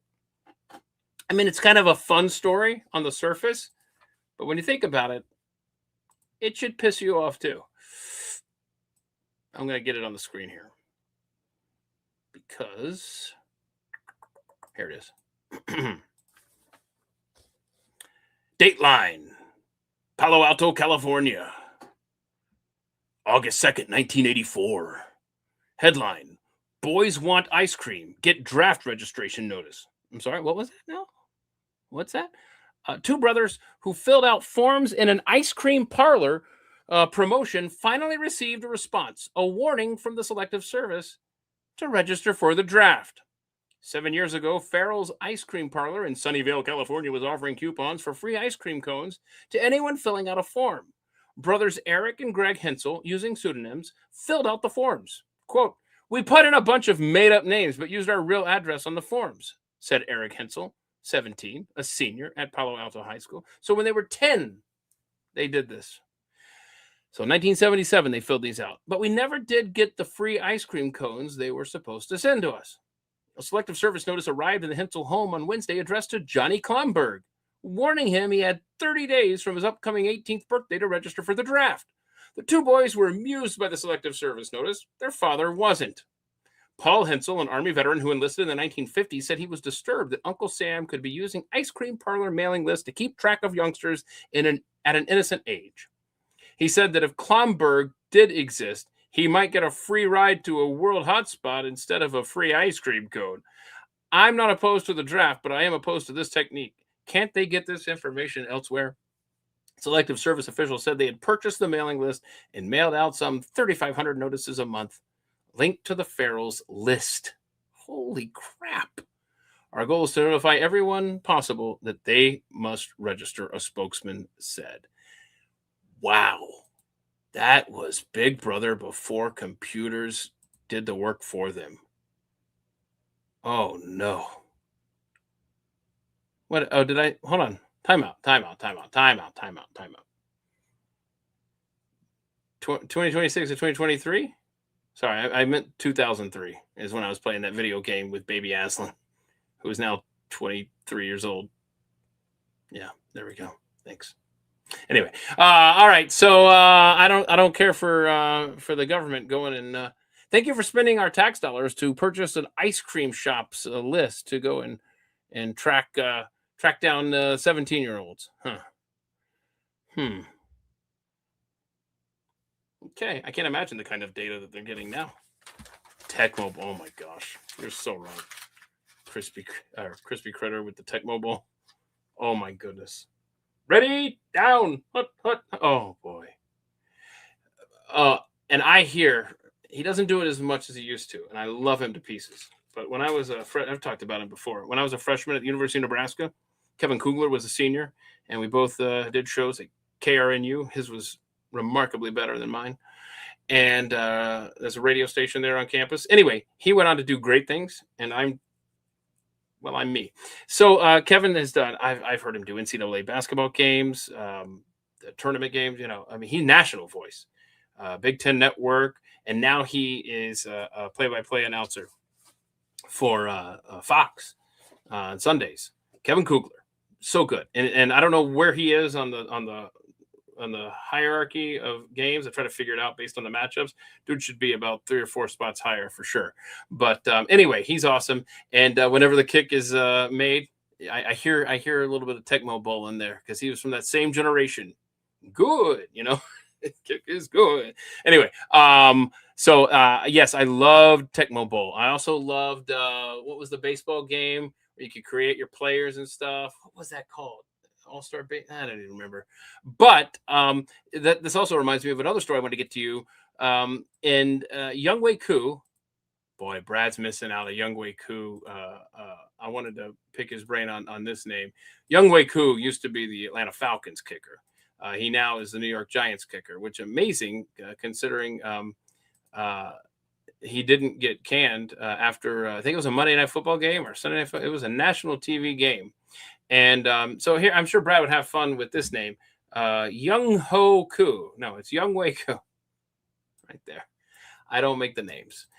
South Korean, by the way. Man says Younghoe Koo accidentally saved his life after a missed kick against the New England Patriots had him laughing so hard he went into a seizure, which sent him to the hospital where they found a tumor in his brain.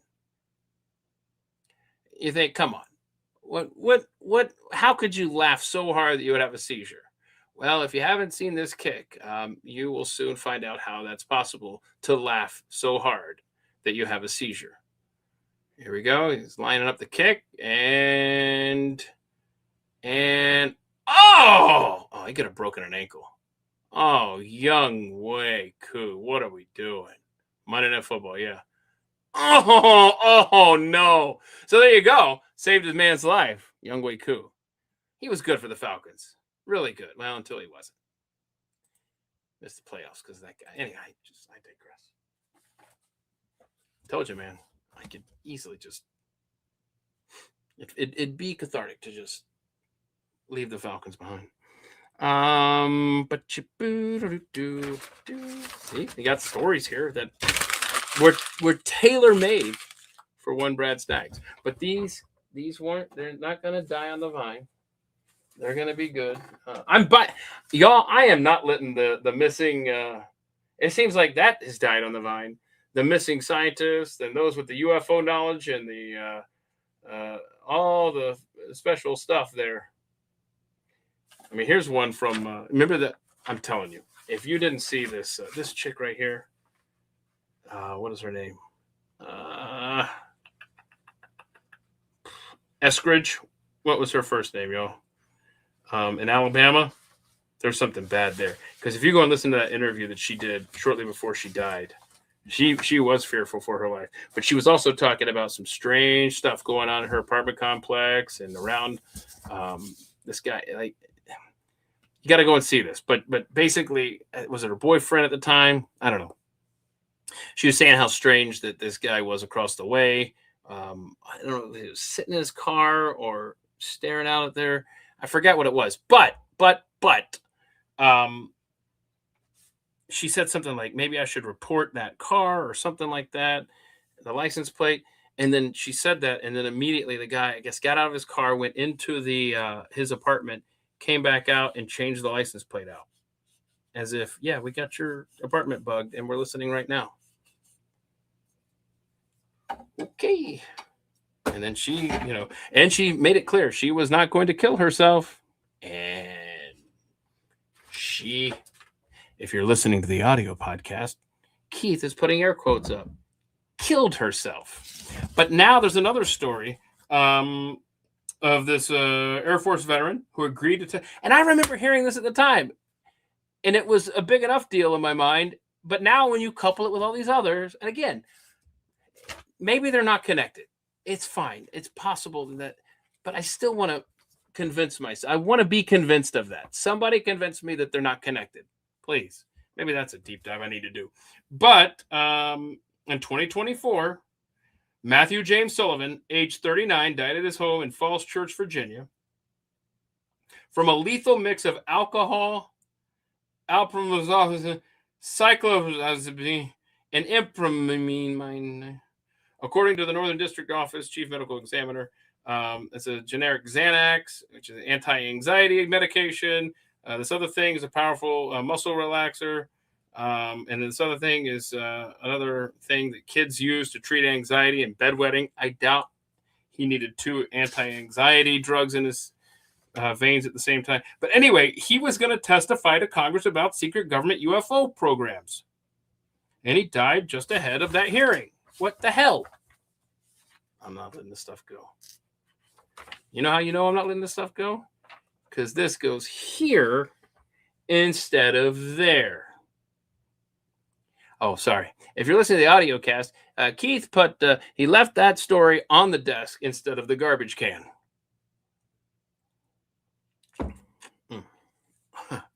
I forgot that I just switched from vodka to Jack Daniels. Whew. It's like drinking.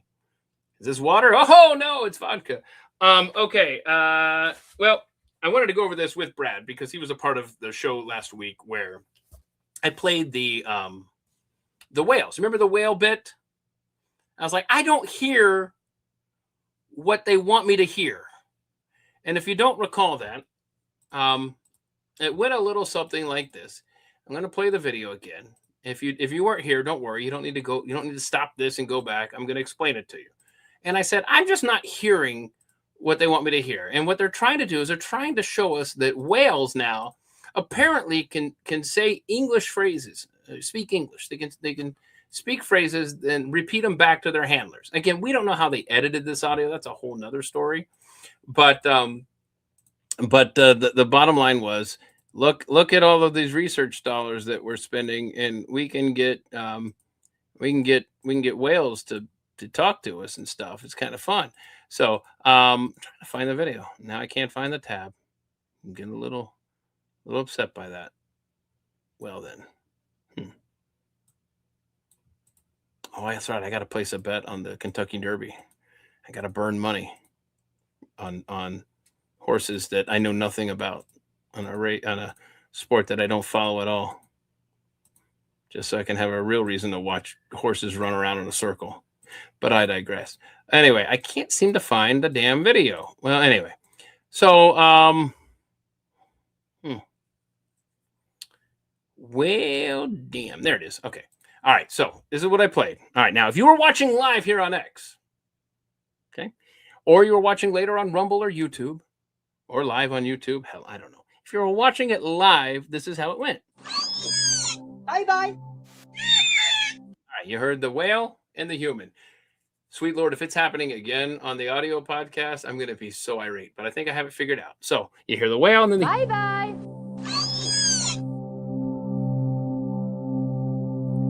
Now, got that? All right, keep going. Let's go. You're blowing raspberry. Or you're not blowing a raspberry.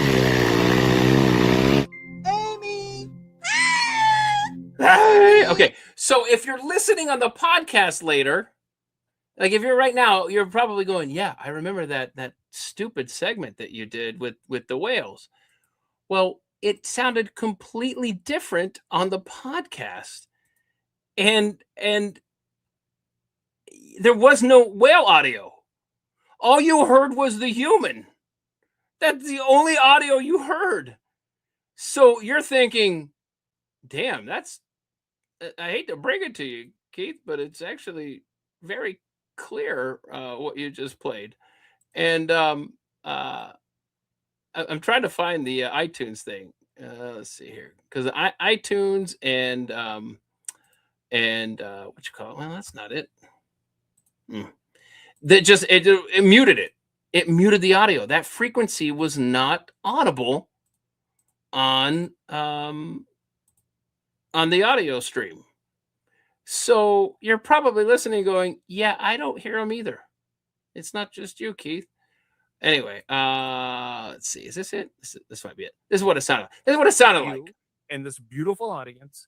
Am I the only person who doesn't hear the words that they are saying? They swear that the whales know how to speak humanese. Okay? Get to it, Here we go. Malinak. Human saying it, and then we got the whale saying it. Okay. Bye-bye. Bye-bye. Now, if you're listening to that last week, you're thinking, "Holy shit! What is he talking about? That whale is that sounds like a human. What is this Malinak guy on? I'm totally hearing the words." Yep. I'm not alone, right? I heard bye-bye. Okay, so let me just stop right there.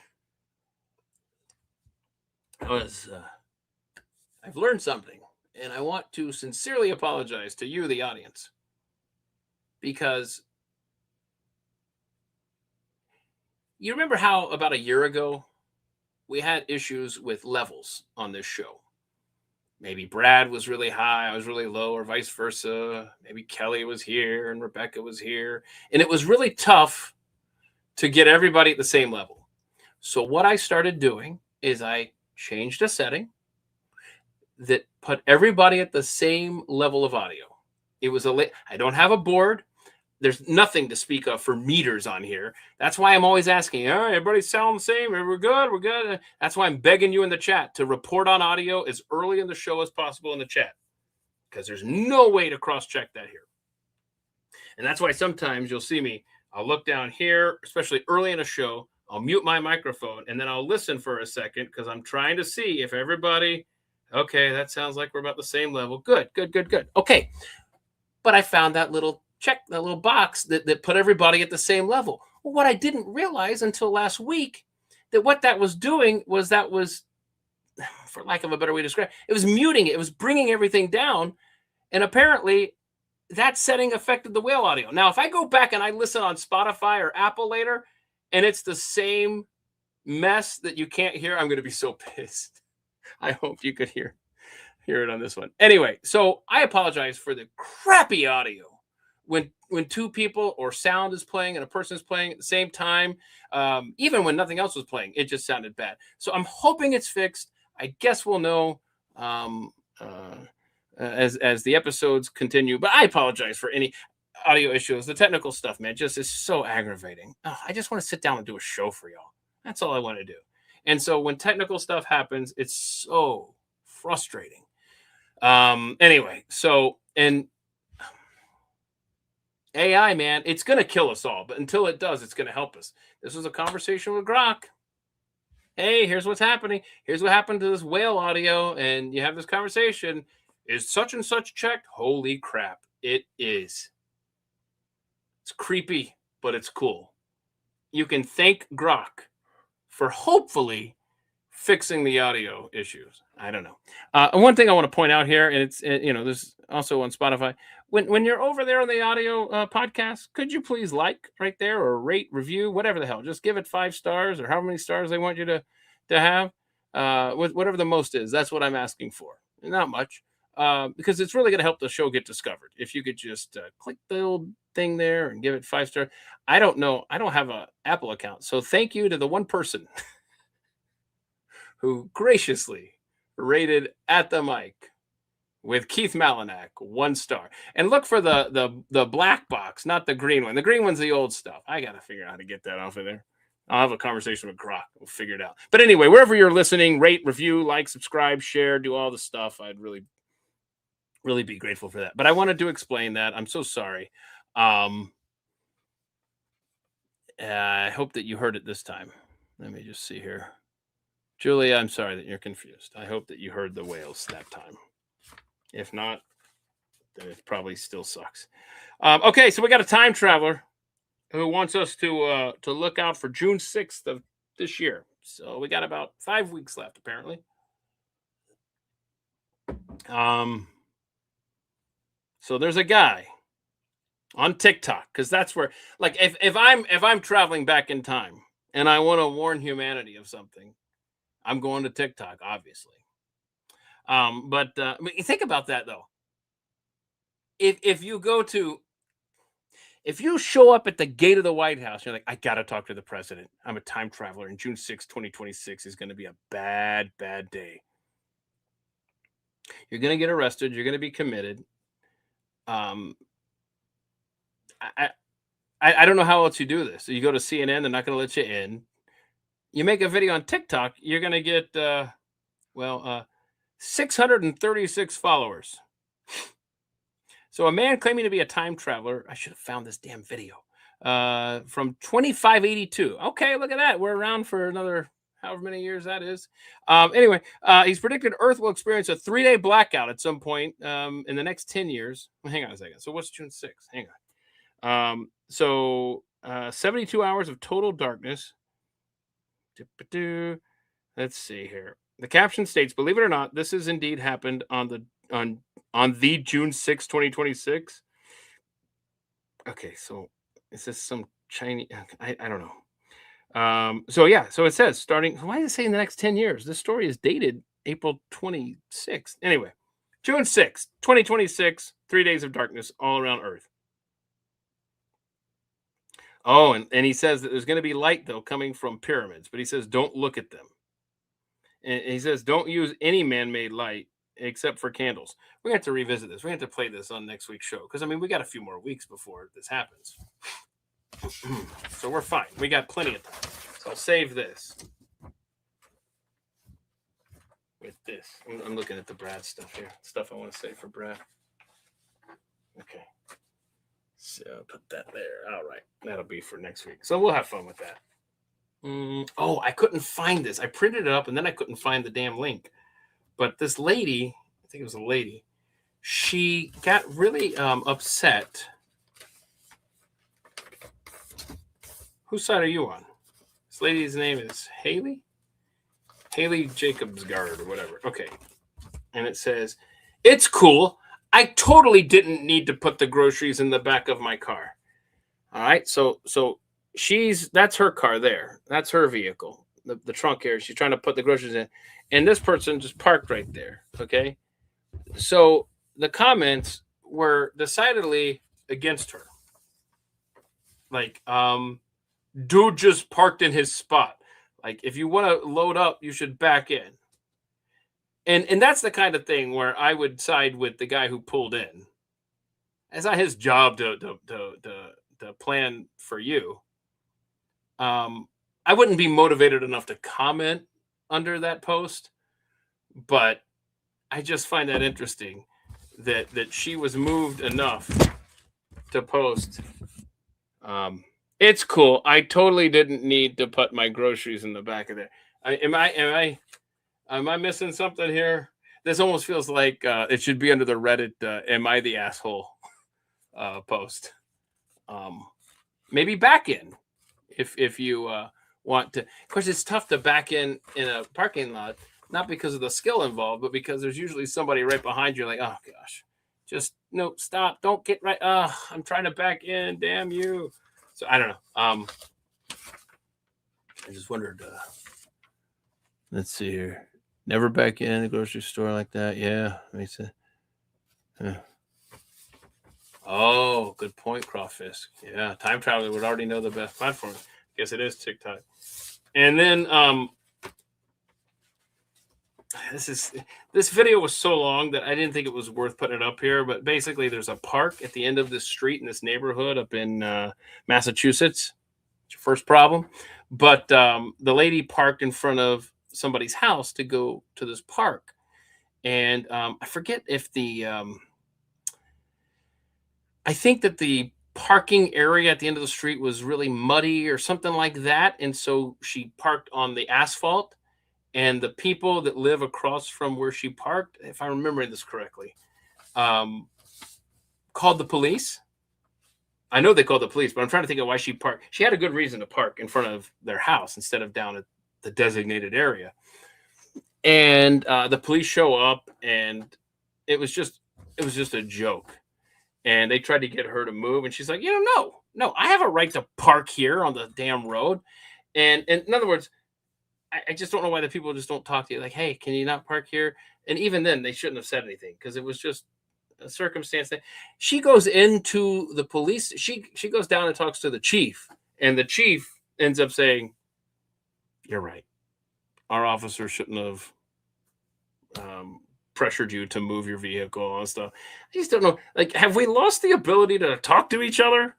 Can we not do that? Like, can we just say, "Hey, I'm having a part. I'm expecting a birthday party. Can you park somewhere else?" Or something? I don't know. What have you? They do a Bible study here across from me once a week, and I just say, "Hey, that's cool.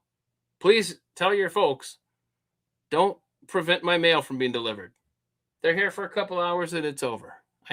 Just you talk to your neighbor. It's not that hard. Gosh, man, it happened a couple of times where like the mailbox was too close to the mailbox. I didn't care they were on my side of the street, but I just went over there and was like, "Hey, just want to get my mail," and haven't had a problem since. The end. It is possible. Oh no, I didn't get this picture ready. I'll save that for Bradley. Hang on. Saving that one for Brad. Oh my gosh. This one I only pulled because of Brad. I found a video of an old man who I know from the 1930s that I know Brad can identify with. So that'll be fun. Got to save that one for Brad. My goodness. All these things. A lot of times I pull baby stuff for Rebecca, but you can imagine I probably have about 3 dozen baby videos saved out right now. Not bitter. Just saying. No, she is sick.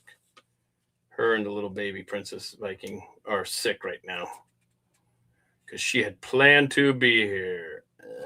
Hang on. Give me a second here. Hang on. That's a good one. I'm going to read that to you. Well, it's damn sad. But yet he's acting like it's funny. Why do you laugh? Because he's a weird guy. Hey, Marge, is that Keith fella? Is he talking to himself right now? Yeah, he's been drinking again there, Paul. Oh, I got to play this too. Okay, listen to this. This was posted 43 years ago. So I didn't realize this. I just never really thought about it. No, they weren't praying at my mailbox. They were doing a Bible study across the street. And they were parking at my mailbox. You see? Oh, never mind. Oh, look at that. Look at that. Be like Crispy Critter. 5 stars on my Apple podcast. That's great. Thank you so much, Crispy Critter. Let me check this. Hang on. Okay. Yeah, I thought I had it up. I don't. No, I printed it. I just wanted y'all to see the picture that goes with this, but apparently I didn't open it up. 43 years ago, at 41,000 feet in the air, a brand new passenger plane carrying 69 people went completely silent. Okay, so I'm old, but I'm not that old. I didn't realize that Canada used the Imperial stuff until, 43 years ago, as you will soon see. That's when they switched to metric. Okay. Both engines of this airplane died at the exact same time. The massive jet had just run out of fuel mid-flight. The reason was a simple math mistake caused by a confusing transition. Canada was right in the middle of switching to the metric system.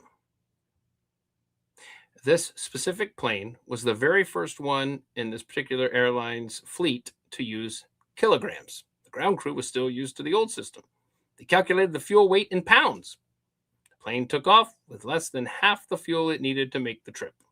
What happened next should not have been survivable. The captain happened to fly small unpowered gliders as a hobby. He had to do something no one had ever done with a commercial jet. He flew the heavy, powerless plane like a giant paper airplane toward an old abandoned military runway his co-pilot remembered. Neither of them knew the old base had been turned into a public car track. Neither of them knew that a family racing event was happening at that exact moment. The plane came down completely silently. There was no loud engine noise to warn the people below. The pilot forced the plane to drop out of the sky sideways just to slow it down. He came in fast. The front wheels collapsed when they hit the runway. The nose of the plane scraped across the concrete, throwing sparks everywhere until the huge jet skidded to a halt. The back end was sticking 3 stories up in the air. Nobody on the ground was hit. Every single one of the 69 people on board walked away. Wow. When airlines later put other pilots in simulators to try to copy the landing, every single one of them crashed. The plane was repaired and flew for another 25 years.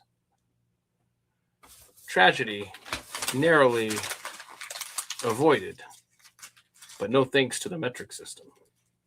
Which reminds me of how much money did we spend crashing that Mars rover because we didn't calculate properly. Like some of the measurements were standard and some of them were metric. Next thing you know, millions of tax dollars crashed into the side of Mars. Happened back in the 90s. That's neat. I forgot to play this video earlier when I was talking to you about that telemarketer, that program that they kept the guy on the phone. What was it, for 14 hours or something? That's awesome. Love that. But this is fun too. This is so you could write a program to irritate telemarketers, or you just go the old-fashioned way and just do something like this when they call.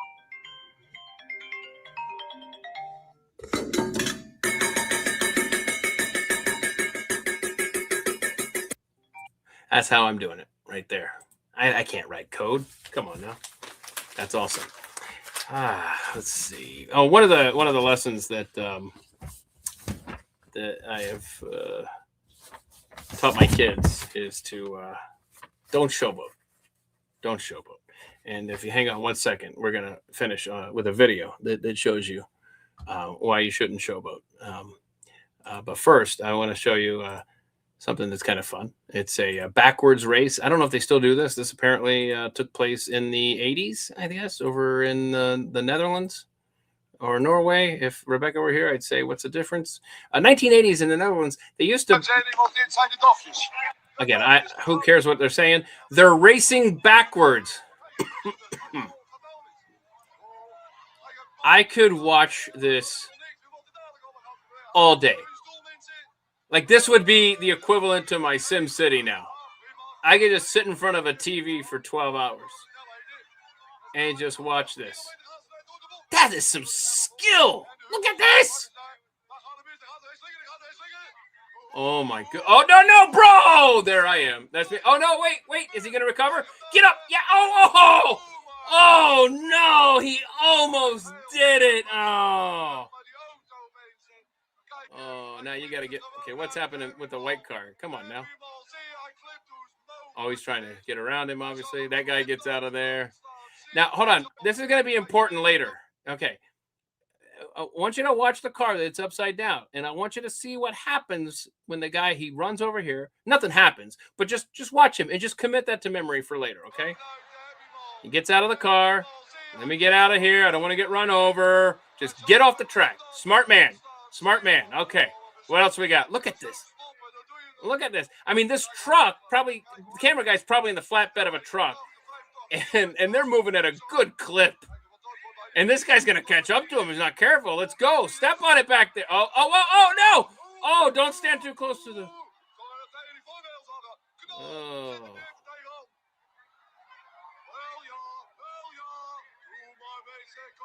Hold on. I don't know what he said. Did he just say, hell yeah, hell yeah?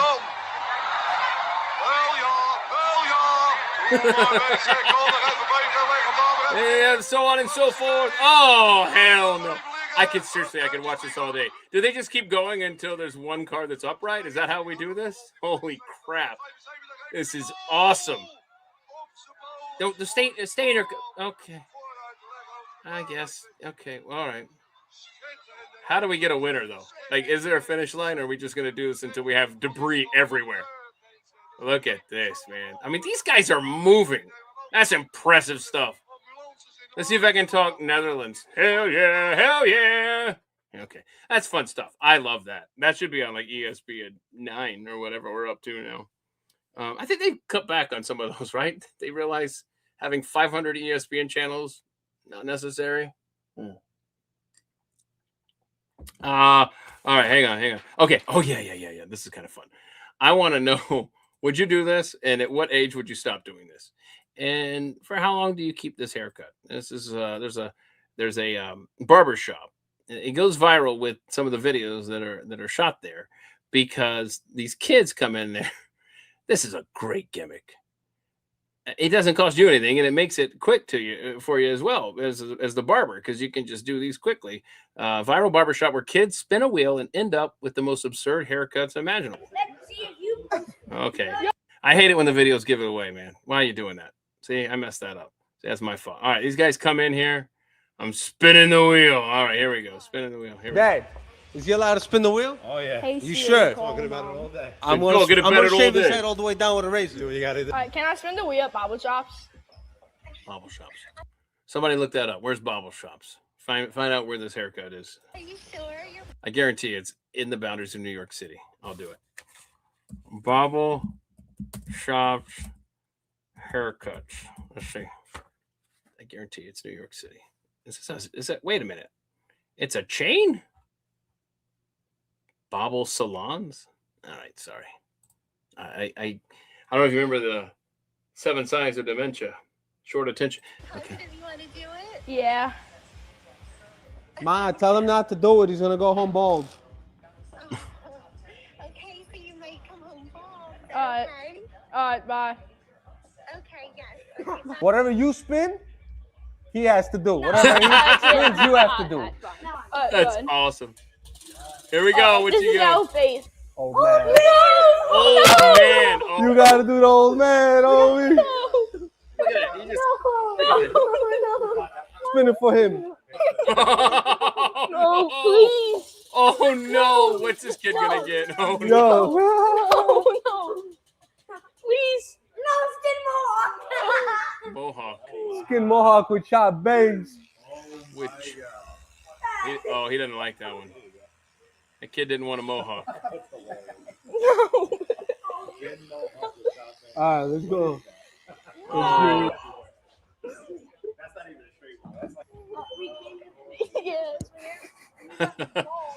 Okay, tell me they came back in and let him just shave the rest of it off. Please tell me that happened. Please don't go home to mom like that, either of you.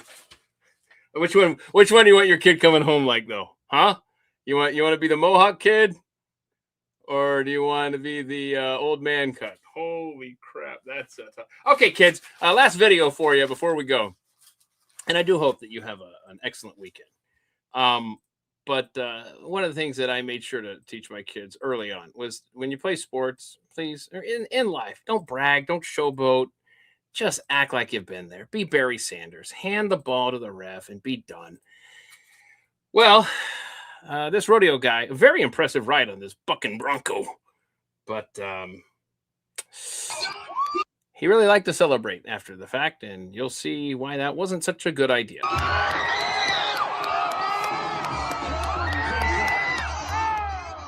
Hi, yeah. Look at me, y'all. Look at this.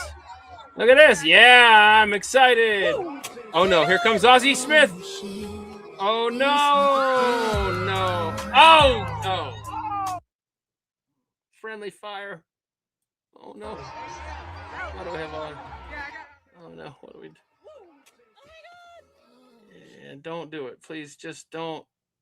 Oh, no. Oh, I mean, literally face first. He actually was okay, y'all. I'm not kidding.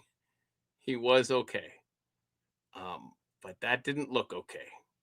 So in other words, take the win. Be like the guy in the backwards race. Get off the track. Go have a beer and celebrate. Oh no. Don't do this. And oh, can you believe he was okay? Can you believe that? Wow. Kids, just